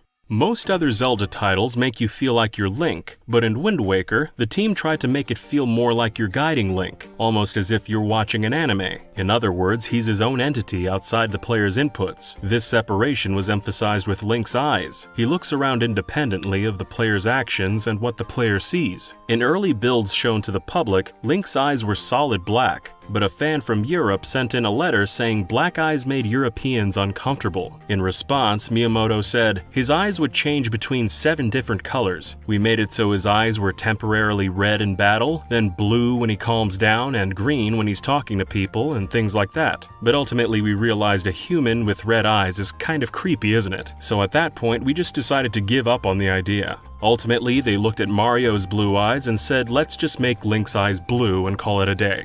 Fan letters continued pouring in, especially from girls asking to get rid of the Toon Link altogether. Lots of girls demanded in no uncertain terms that they bring back the stud from Ocarina, the teenage heartthrob they fell in love with 5 years earlier, but Nintendo ignored them. Wind Waker's timeline placement changed as well. Miyamoto said they initially placed it at the very beginning, before the other Zelda games, but shortly after release, Aonuma said they'd changed it to take place 100 years after Ocarina of Time, a fact reflected in the game's story. Probably the biggest changes in development were for the sea itself. According to Aonuma, we wanted to do away with the Hyrule we'd had so far. We didn't want to just remake the same Hyrule from the N64, so what could we do? How about we just sink the whole thing? At first, we had plans for primary and alternate worlds like A Link to the Past, where you could go back and forth between present and past Hyrule, but we couldn't make something like that in the limited time we had. In A Link to the Past, you can warp back and forth between the Light World, where most of the game takes place, and a dark, twisted version of Hyrule called the Dark World. Wind Waker would have used a similar mechanic, but instead of the Dark World, Link would have explored underwater Hyrule. This concept art in the Hyrule Historia gives us a better look at how they were thinking that might have worked, with Link using a key item to warp down to the lower world. To get back to the upper world, Link would have grabbed onto hooks belonging to fishermen who'd yank him up back to the surface. Wind Waker spent 1 year in the planning stages, which gave them time to decide which parts of the Great Sea lined up with parts of Ocarina's Hyrule, but Nintendo only gave them 1.5 years in actual production. So unfortunately, the team simply didn't have enough time to fully implement their ideas, and the only underwater location they could include was Hyrule Castle. They also wanted to make the ocean a lot smaller, but according to Aonuma, part of the reason the sea's so vast is because if we made it smaller, there wouldn't be enough time to process the data for whatever island you were heading towards. We had to strike a good balance with the boat's speed for the same reason. In the middle of development, we wanted to make the boat go faster, but doing that meant the game couldn't read all the data, and it froze a lot. As a result, the ocean ended up bigger than they wanted, and some fans thought getting from island to island took too long, which is why they eventually added a swift sail in the HD remaster. In the final game, if you reach the edge of the ocean, the boat says you can't go any farther and forces you to U-turn. But the Zelda team originally thought of making the ocean continuous to simulate the world being round, like how the world works in Skies of Arcadia, a Dreamcast game that launched while Wind Waker was in its planning stage. That way, if you sail off the right side of the map, you'd suddenly appear on the left side, or if you keep going up, you'll come out at the bottom. But they ended up scrapping that idea for story purposes. Wind Waker was brand new when this magazine interview took place, so the developers didn't want to reveal too much about the plot. But they did say you'll understand why they didn't make the world round when you see the game's ending. They're probably alluding to Wind Waker's final moments, when Link and Zelda sail off into the distance, looking for a land that'll become the next Hyrule. If the game's ocean was round and continuous, that would have implied the game world was in the entire world, meaning Link and Zelda would never find the land they were looking for.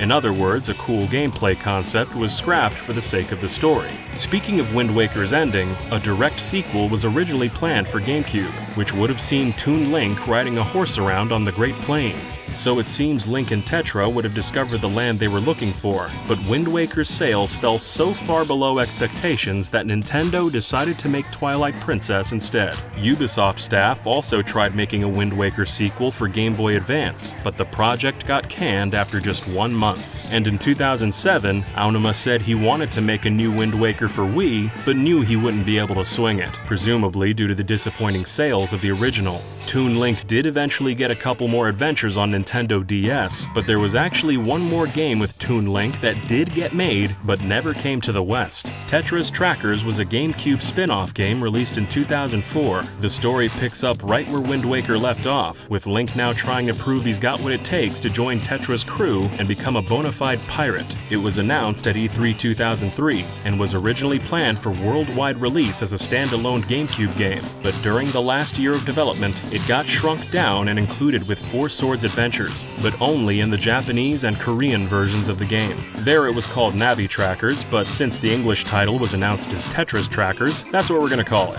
Tetra's Trackers was never localized into any other languages, probably because it would have been difficult with the game's full voice acting. Have a listen and you'll see what we mean. さあ、海賊試験始めるよ。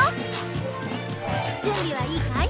Tetris Trackers never even got a fan translation, so we translated parts of it and added subtitles for use in this video. And it didn't just feature Tetra. A huge cast of Wind Waker characters make an appearance, and they talk constantly. Even minor characters like Sue Bell from Outset Island. The sploosh guy Salvatore has his own voice, and also does some impressions.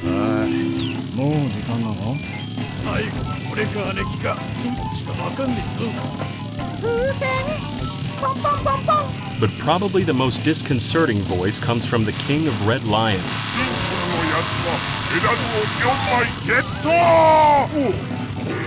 We won't go over all the characters, but there's a lot of them, which would have made localizing Tetris Trackers pretty tricky. And since it had already been relegated to just being a part of Four Swords, it probably wouldn't have been all that profitable. So how does the game actually work? In Four Swords Adventures, you plug up to 4 Game Boy Advances into your GameCube. Most of the gameplay takes place on the TV screen, and occasionally look down at their GBA screen if they go into a house or something. But in Tetris Trackers, most of the gameplay takes place on the GBA, and you occasionally look up at the TV to see the map or other miscellaneous information. It's basically a treasure hunting party game.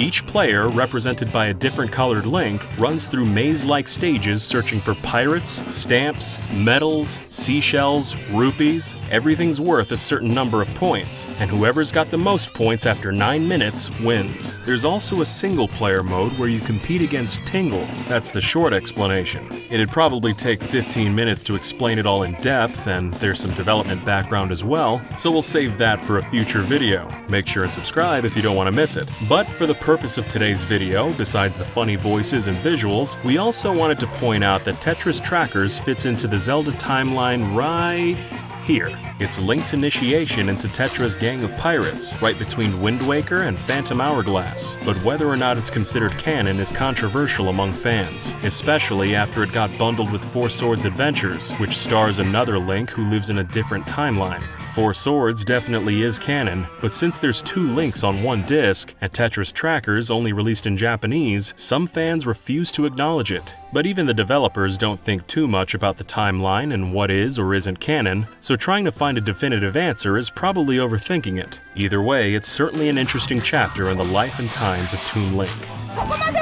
Okay, let's get back to those magazines we translated. The whole staff talks about how glad they were to finally finish Wind Waker and how much crunch was required to get the game out on time. Looking back right after launch, they said, "It was painful when we were making it. We really couldn't go home or see our kids. When everyone came into work in the morning, I'd move from where I slept on the 3rd floor to my workstation on the 5th floor, and then go back to the 3rd floor at night. I had no idea what was happening in the outside world." Aonuma wasn't even aware winter had arrived, adding, "I saw some guys in the office wearing down jackets and thought, what's up with these guys? When I eventually got to go home, I was surprised to see how cold it had gotten." Even with all that crunch, Wind Waker's short 1.5-year development meant they just didn't have enough time to include everything they would have liked.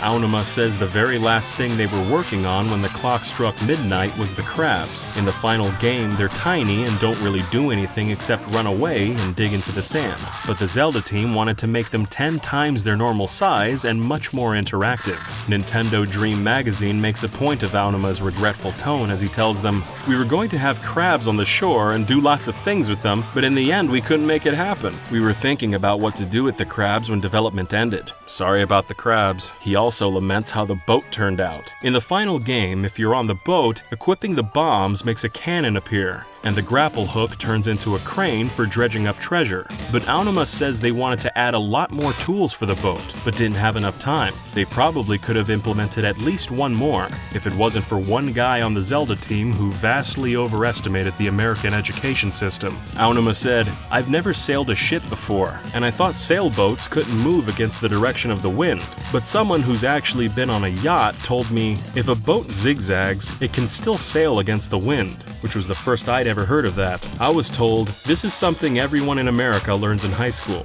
and if you don't get it right, there are definitely going to be complaints. So I thought we couldn't cut corners there. The extra time spent on the zigzagging boat meant less time was left for other items. Previous Zelda games always had a nice variety of mini-games, like the shooting gallery and bomb chew bowling. The team wanted to add some into Wind Waker too, like an island where Link can play golf. Unfortunately though, time was so tight that Aonuma had to give the order to abandon the idea. But as they were nearing the deadline, they came into the office one morning and were shocked to see the golf island somehow appeared out of nowhere. Aonuma said someone must have snuck in after hours and built it themselves, without anyone else on the team knowing. Sadly though, a lot of other mini-games weren't so lucky, and along with 2 entire dungeons, ultimately got left out of the final game.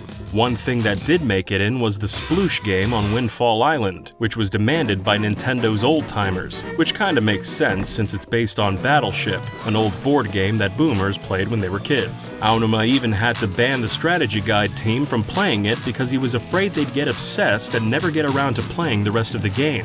In the original Japanese version, Salvatore's game is literally about sinking battleships. But when Wind Waker was localized for an international audience, they changed it into a squid game.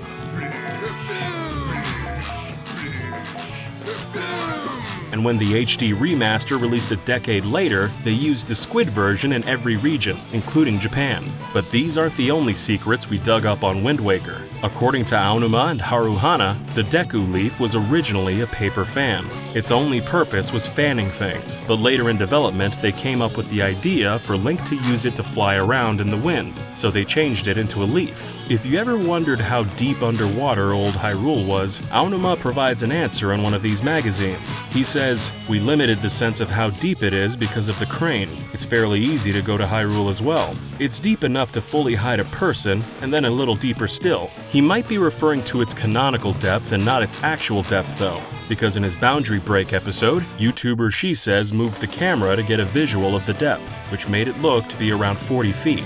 The only part of Hyrule you actually get to visit is the castle, which is definitely deeper than both those estimates, but that's probably because it's at the bottom of a chasm. Another interesting fact is that every item in Wind Waker had its name translated in Wind Waker's English release, except for one, the Hioi pear.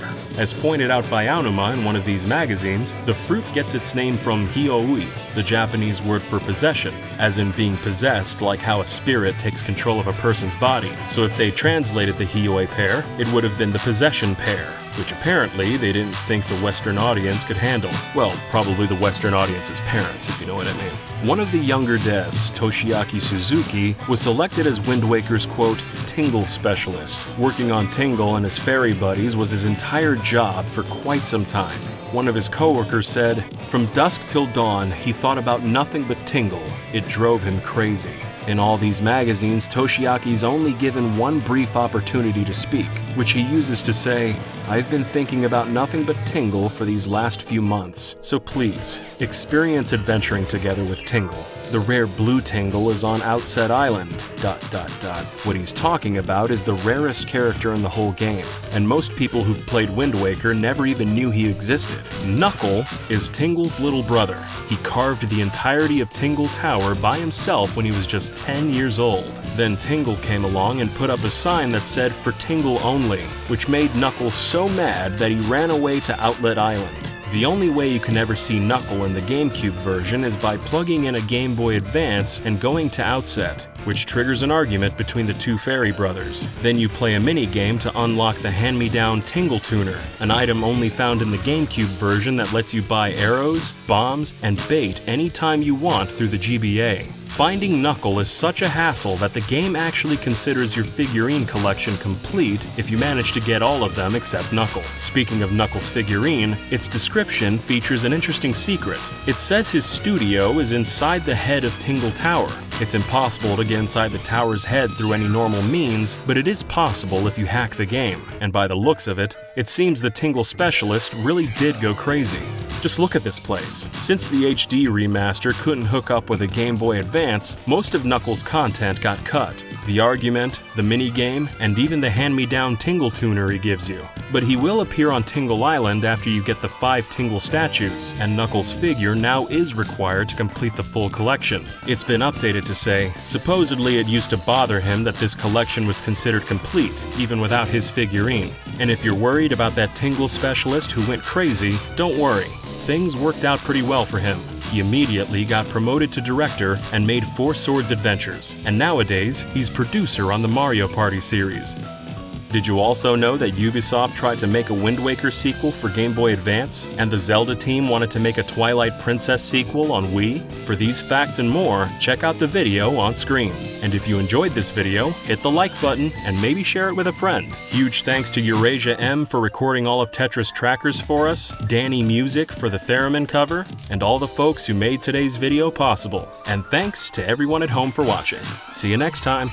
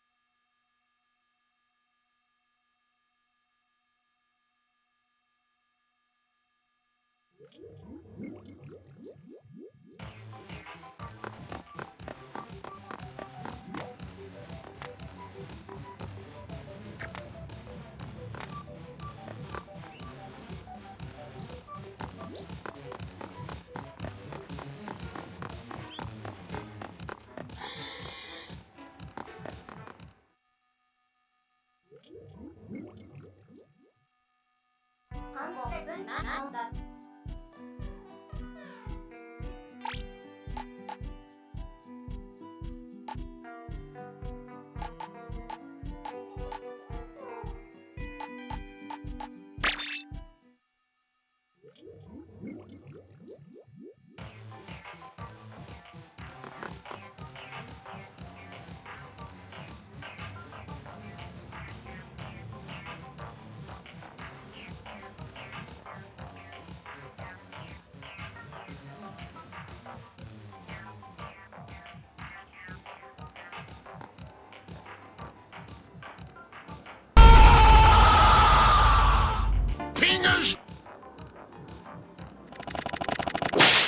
Hey guys, if you haven't heard yet, Medarunner The Final Season is releasing now over on the Glitch channel. We've been working really hard these past couple of years to bring you this action-packed, emotional story that concludes Tari's journey. And I'm so proud of the Glitch team and how it's turned out. Go check it out now on the Glitch channel, links in the description. Now onto the video!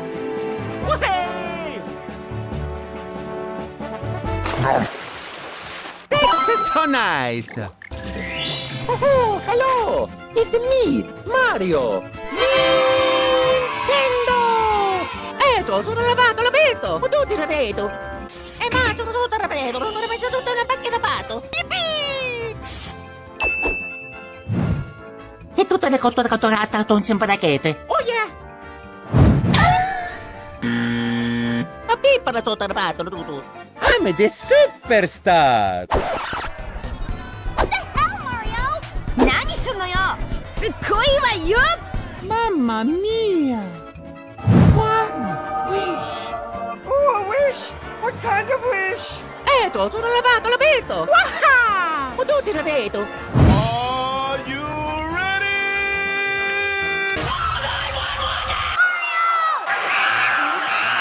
A pippa tutto il fatto, tutto. Here we go! Wait.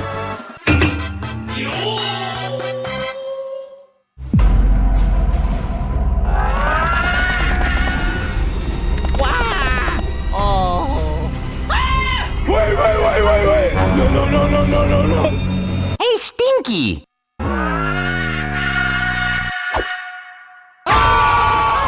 Come here, fishy. Here, fishy.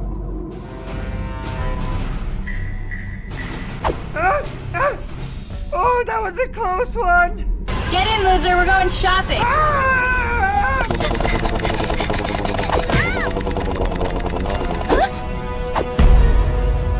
Hey, Stinky! Parkour, let's go, baby. Ow. Hey, Stinky. God damn it. Suck it!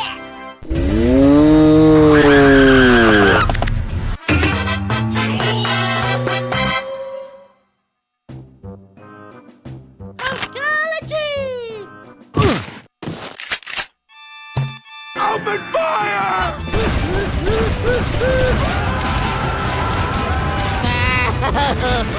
Hi there, young people. Nice dating.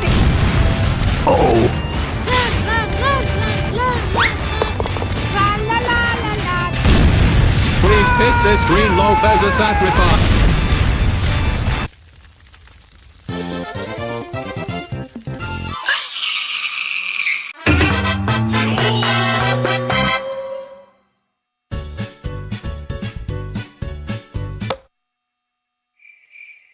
What? If that's not illegal, it certainly should be.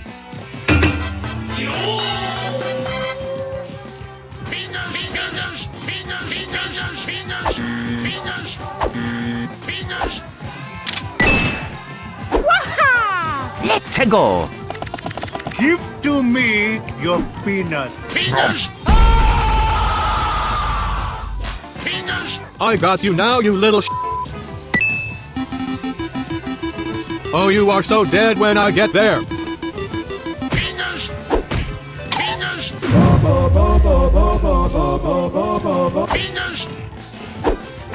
Oh, that was a close one.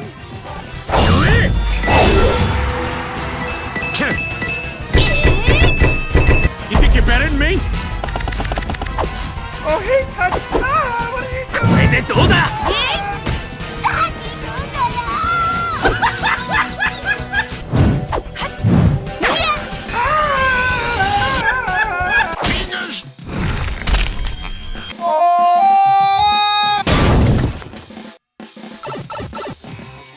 Yeah, I guess that counts. 10 points to Gryffindor.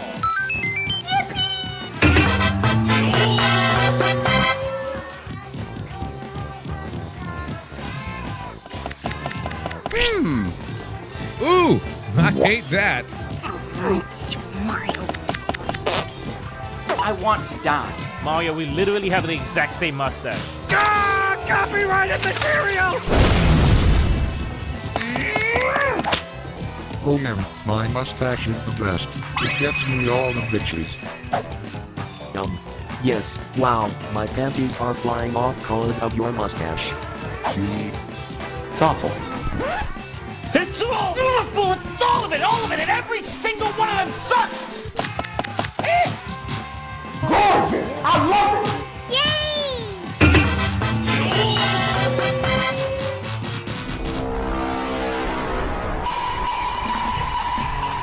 I can smell you.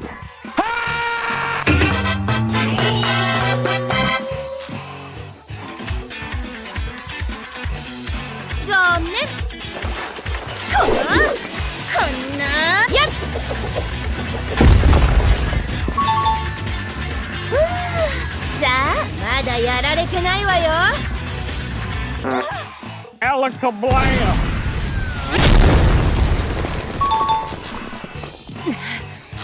誰があんたなんかに。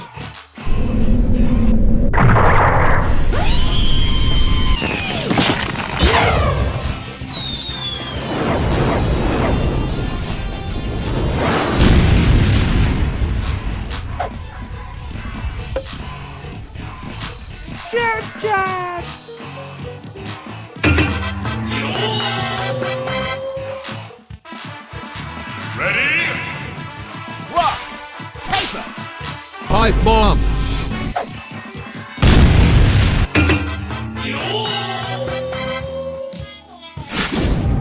Ooh, that's nice ass. どっかにお宝ない？私は優しくないわよ。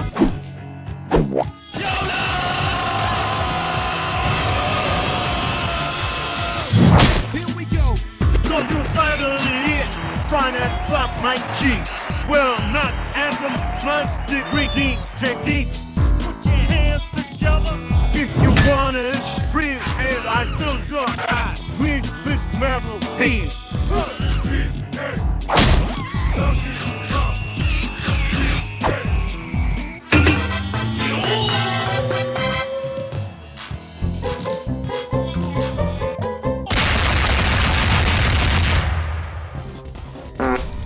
Oopsie.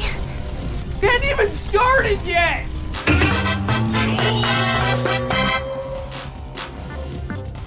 Hello, sir. Welcome to Starbucks. What can I get for you?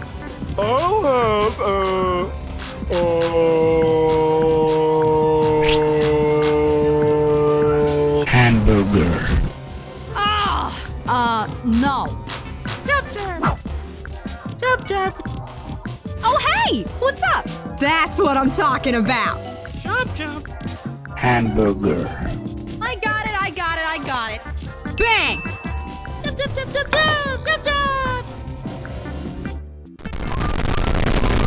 This is an outrage. Your service is trash. Ah, crap. Freaking unbelievable. Oh, the police ain't gonna do shit. I got a get out of jail free card. Now let me speak to your manager. Still think you're funny, man? Oh, shit. Not so tough now, are ya? Attaboy.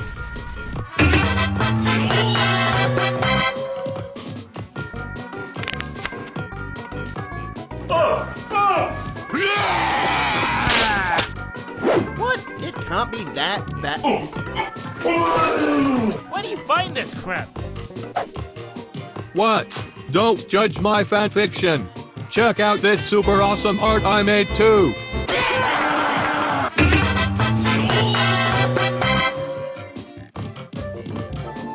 Feed me!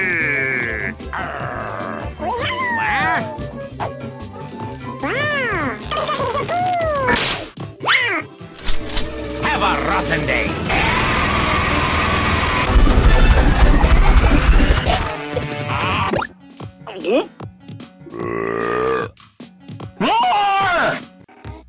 Well, I've done all I can do. Daddy! What? No, what the? You are not!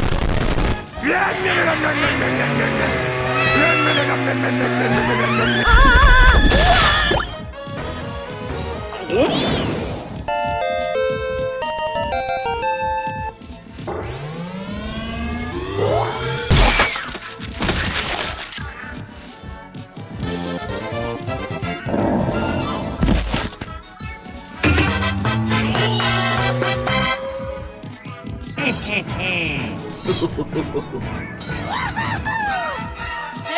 yeah.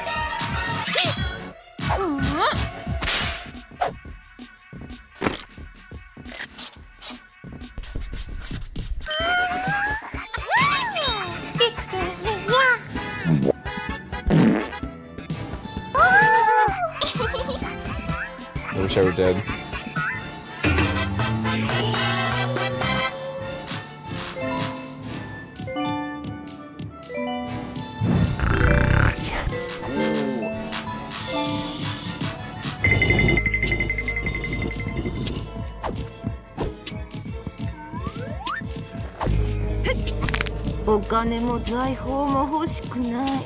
Oh no.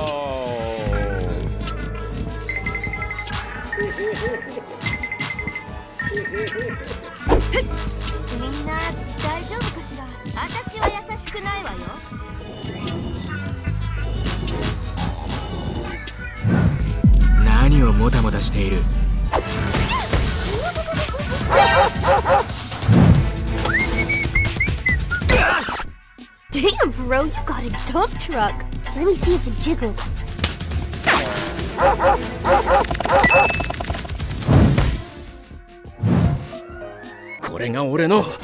洋服代弁償しなさいよ。そう来ると思った。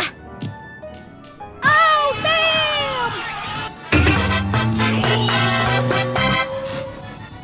Ugh, come on. Waluigi time.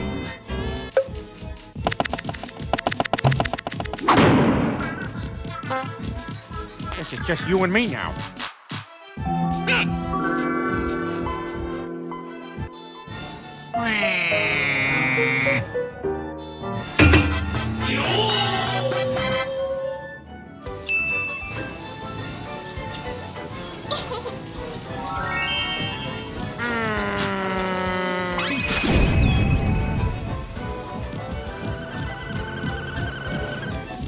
Good luck.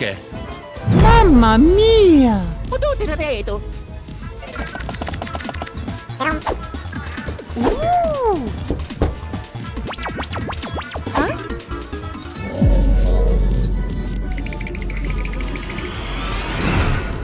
Seduce me! Seduce me! Seduce me! Seduce me! Seduce me!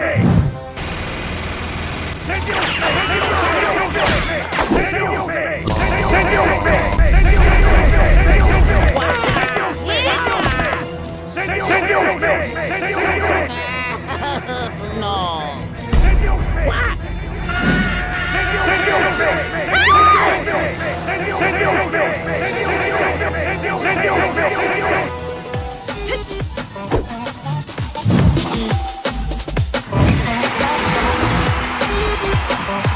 まだまだ行くぜ。歯食いしばれ。どうだ。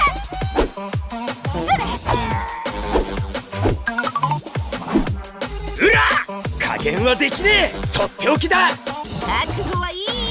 は？あ？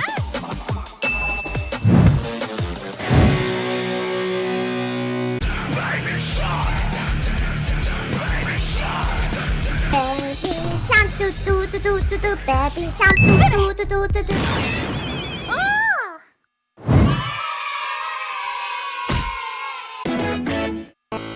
Ooh, very scary. Well, that was sure fun. I had a great time. But I know you can do even better. Ooh. Very scary. You could select any weapon, and you chose a body pillow. I don't like violence. Oh no. But doesn't that make all the previous challenges redundant? Good luck. Mario's gonna do something very, very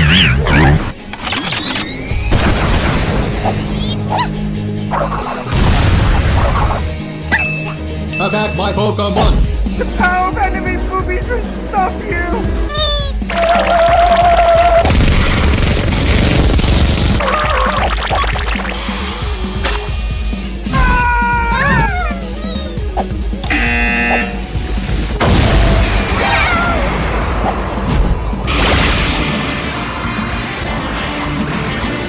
くわよ黙ってやられて Oh yeah! Don't make me kick your ass!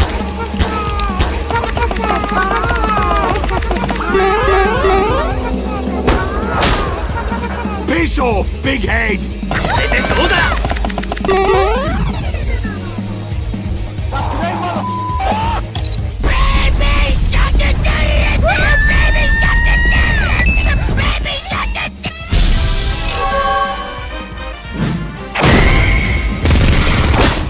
You, anime man!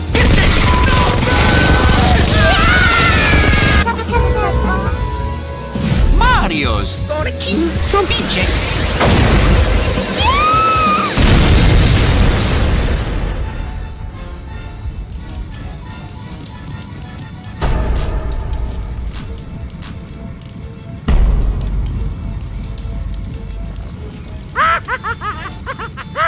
Looks like a Mario win this time. Hmm? Hmm?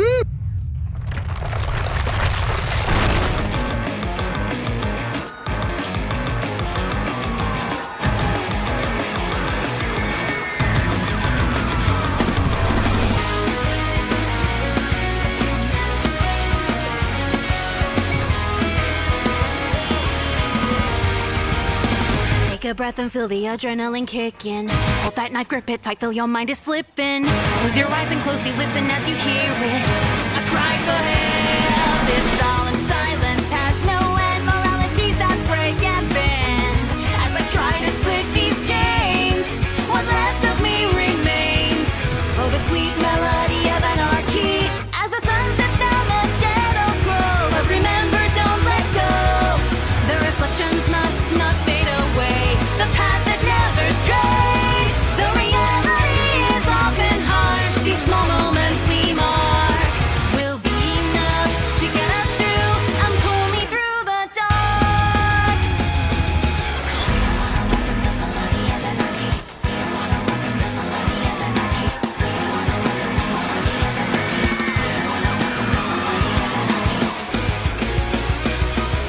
Coming face to face, the path stares back and sharpens up its side. Ready up your stance, do not hesitate, you know this dance.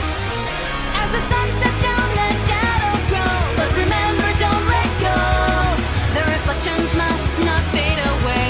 The path that never strayed. The reality is often hard. These small moments we mark will be enough to get us through and pull me through the dark.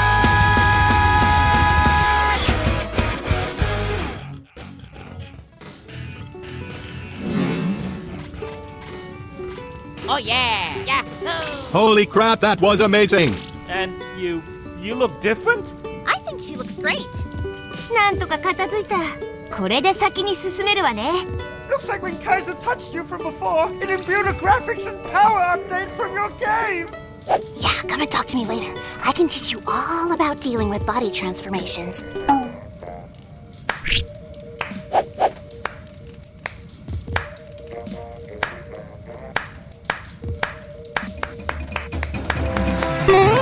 That's so nice. You got a better score. Yahoo! ビビのことは許してないけどとりあえず A people total battle. A masterpiece.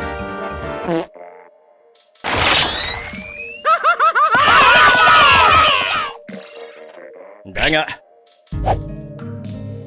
石は思いっきりやらせてもらうぜ駆けつけてやるさ手が必要だろそのメラメラの実は俺がもらうなんだかなんでいろいろなことが学べたこれが俺の今なら何でも引き裂けそうだ知ってた私で叶うなんて思ってない下がってな形だけ真似たらこんなもんかおーいなら何でもできる手出すんじゃないわよこうなったら焼けよの一戦だけは負けられない行くわよははこれで終わりと思うなそ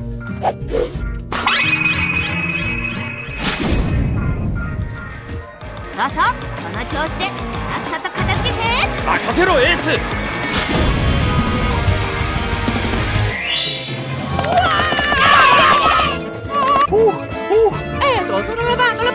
I'm so happy to see you again.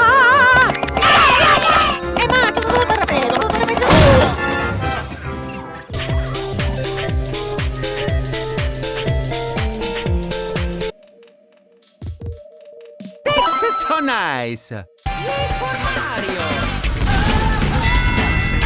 Ooh.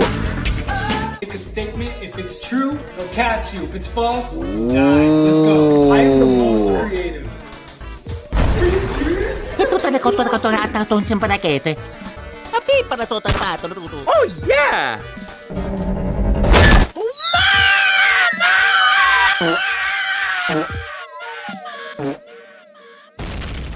The fire challenge. The participants dousing themselves in flammable substances before setting themselves alight.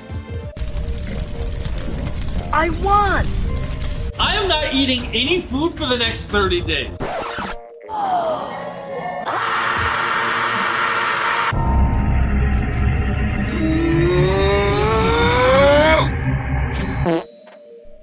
It's been 2 minutes, Mario. Trapped myself in that hole on purpose, and the only way I can get out is by challenging myself. I can do that. Oh yeah, let's go! Hurry up already! Oh, yeah, mamma mia, tutto il motore gravato. Hell yeah! Free skeleton! Testing how fast we could get out of these situations if Michael Myers was chasing us. Ah! Whoa! Mamma mia!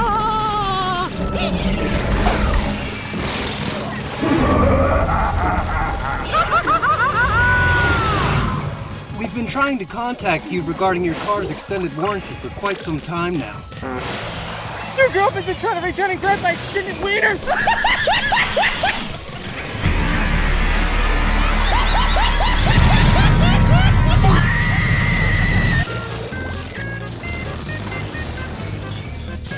Okie dokie!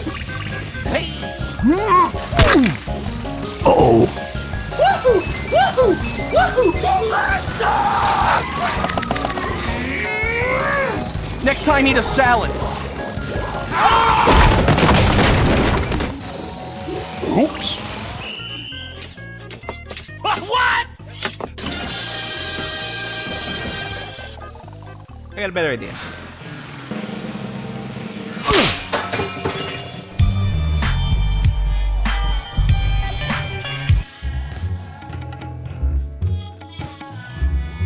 Okay.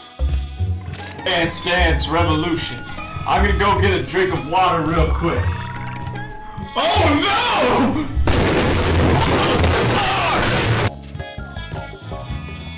The f? Ooh! Oh, hell yeah! Oh yeah, let's go! Why won't you love me? You're a fucking loser, man. Get a life.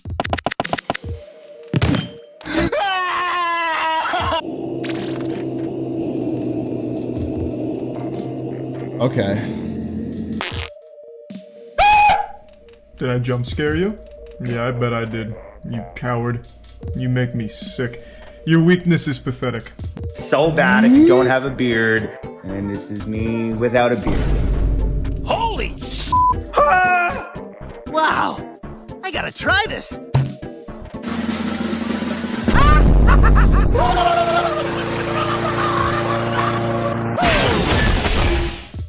Did it work?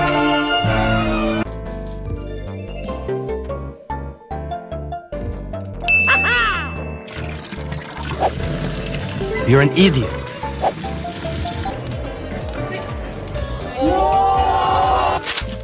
Okie dokie. It's not like we have a say in this. Let's go.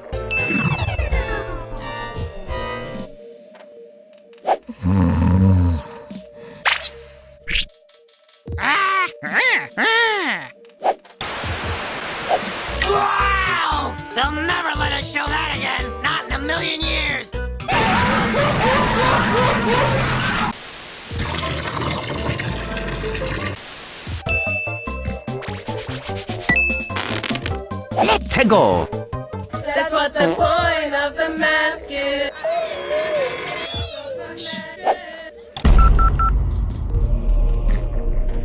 I hereby sign the death warrant of an entire world and consign 1 million souls to oblivion. That's what the mask is. Oh, great heavens! I can choke out somebody. Let's do double trouble. La la la! George, what the f*** are you doing in our house? Never take me alive!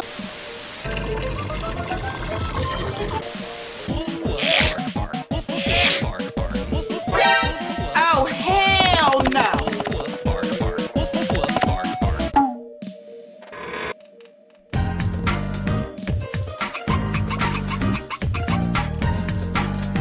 Oh, wait!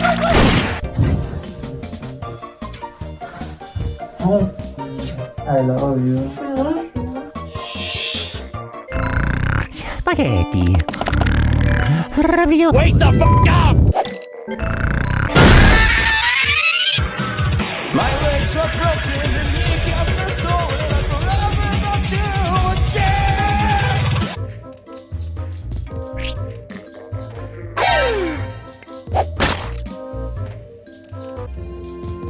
It's me, Mario. Please? Don't think you can do that. Give me your lever! Thank you so much.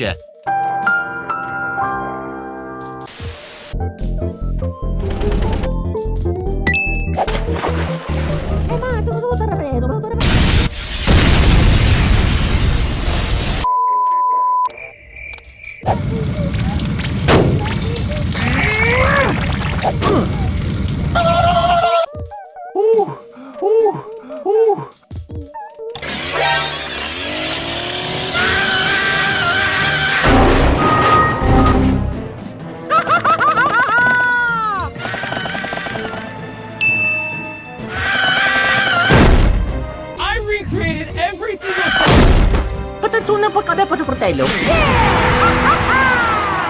Sono lavato. Tutti da te.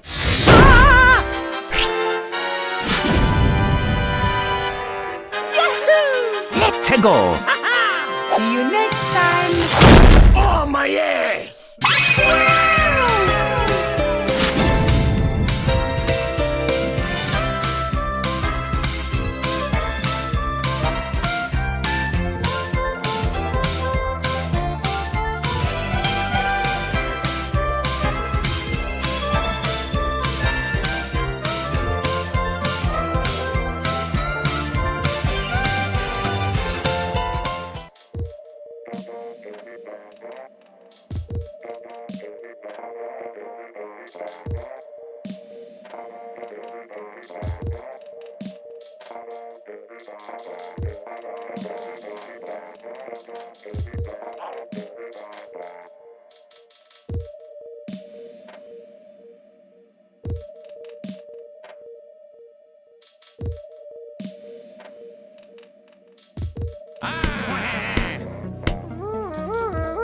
Have a rotten day.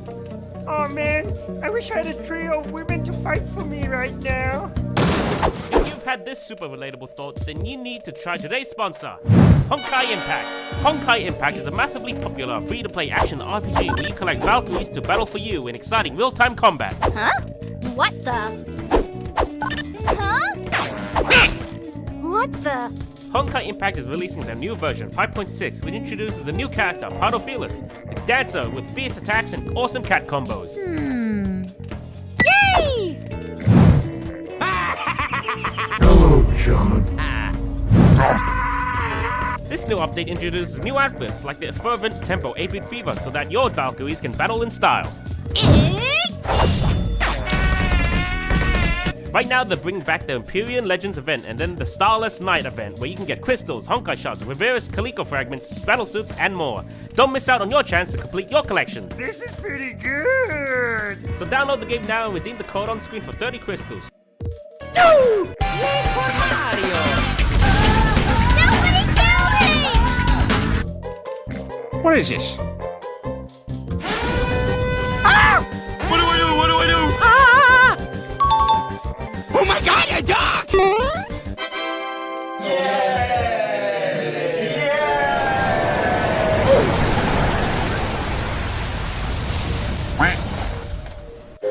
Your existence is God's failure.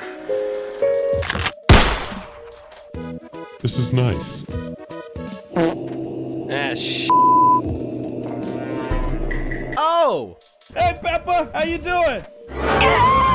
Nope!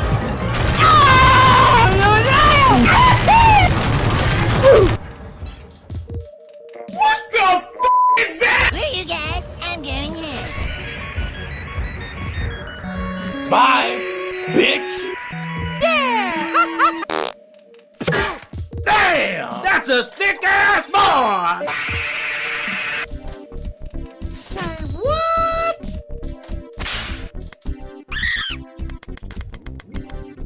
Waha! Oh, yeah! Las Torres.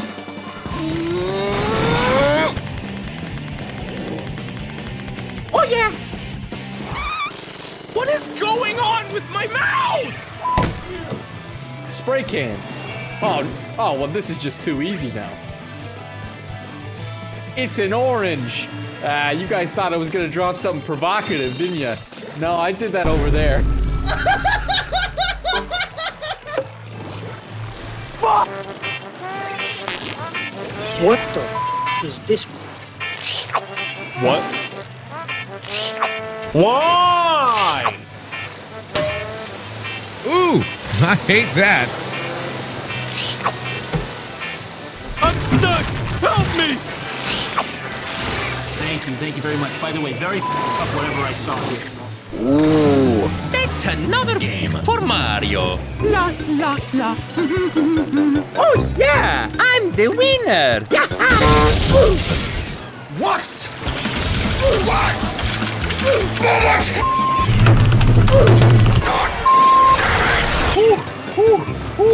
Yippee! I got this. I won.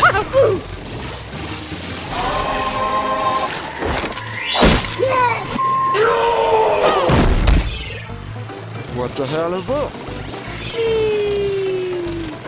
Whoa! All right, you know what time it is. That's so nice. Oh. Let's see. This is awesome! That was a lots of fun. Whee!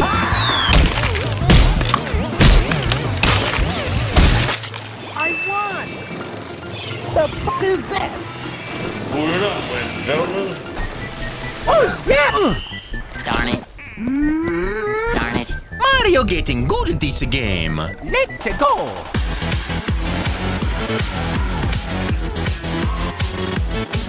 Ooh. That ought to do it. Should be easy. Yeah! Ha ha ha! Here we go! Yeah. Let's see. Whoa! Let's do this!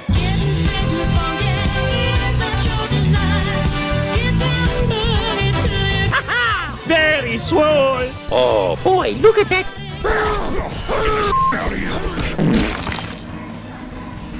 well, I hate this. I hate this. I hate this. What the f is that? Mamma mia!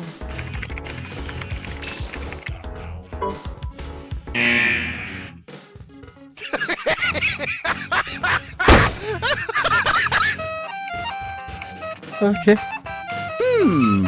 Eto, sono lavato, l'abito! Wow! Oh, mamma mia, tutto lavato. What? Oh, you can just drive right through. Oh god! Whoa! Yippee! Time to go play with myself.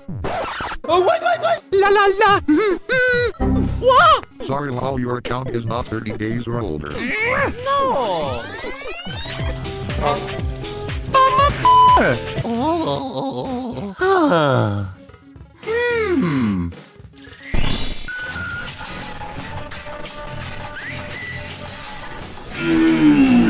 Oh yeah! Let's go! La la la! La la la! Who touched my gun? Luigi! What? What the hell is this?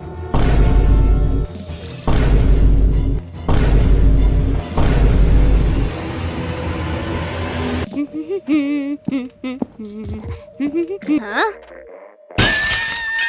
Oh, jeez, I just don't really want to do this, but yeah, you know, contracts and the sort.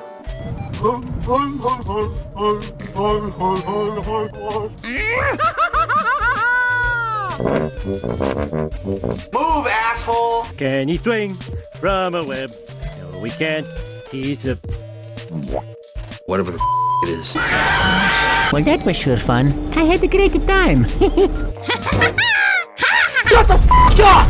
Wee-hee! Let's go! I'm a spiritual, lyrical, individual, spiritual miracle.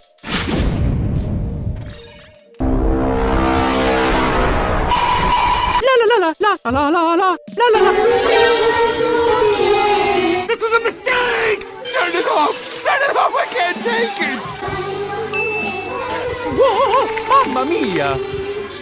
Whoa! Huh? Wow! Here we go! Time ticks on a face on La la la la la la la la la la la la la. Hey, where'd everybody go?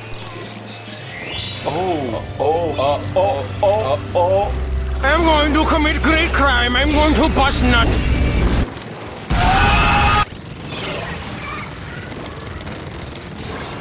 Worth it. Totally worth it. I'm a weeaboo. Housekeeping. Psych! Lick, lick, lick my balls! I got you, fam!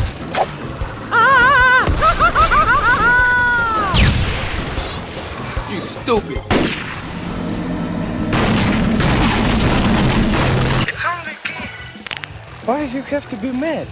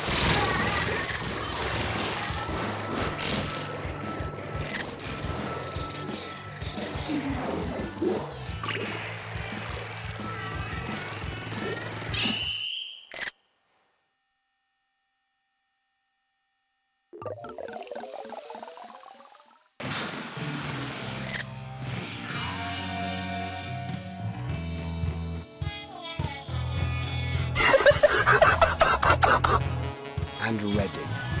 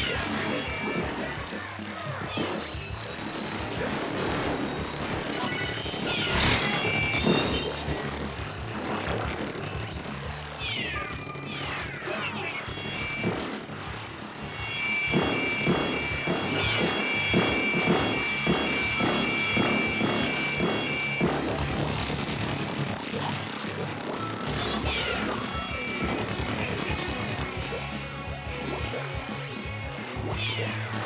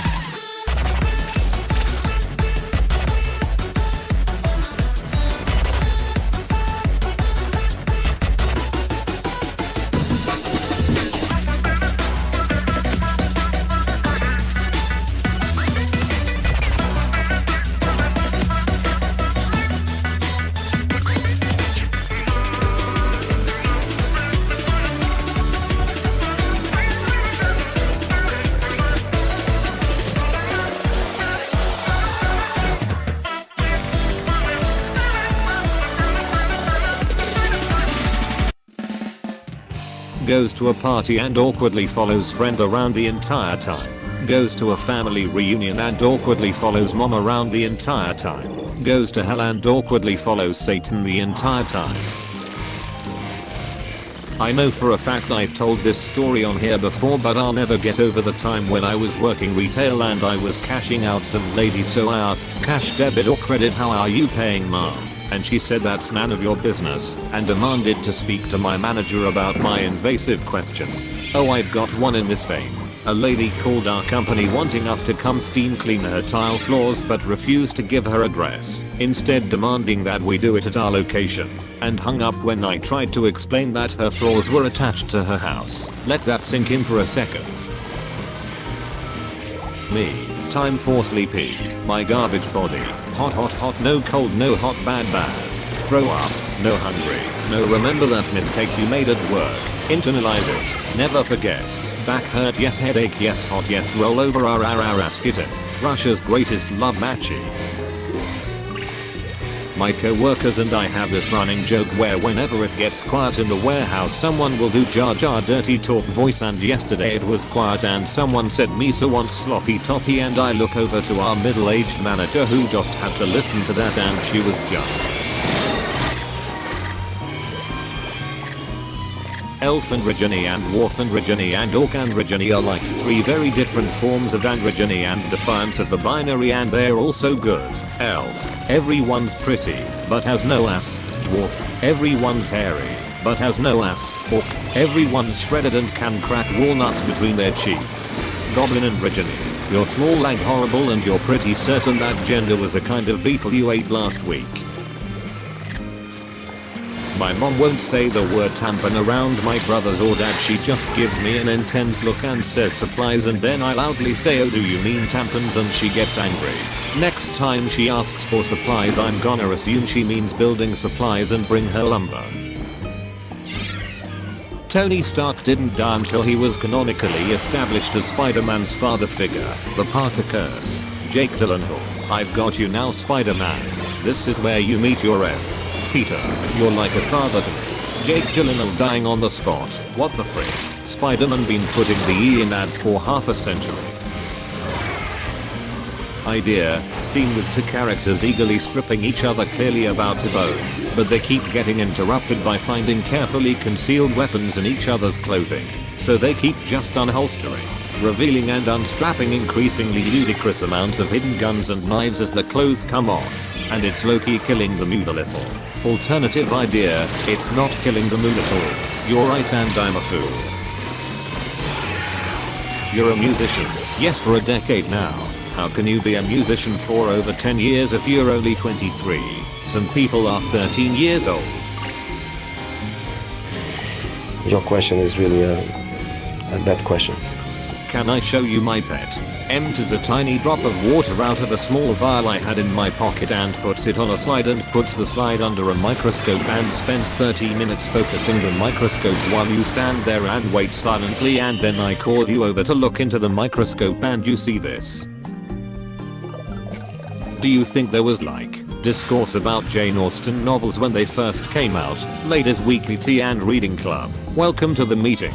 We have exiled Charlotte because she stands Mr. Wickham. I had a guy come in and order 2 sandwiches today, and he told me the second was for his boyfriend because he was surprising him with lunch at work, and my skin cleared, microbes watered. I love homosexuality. I know I said love was fake earlier, but hearing the excitement in this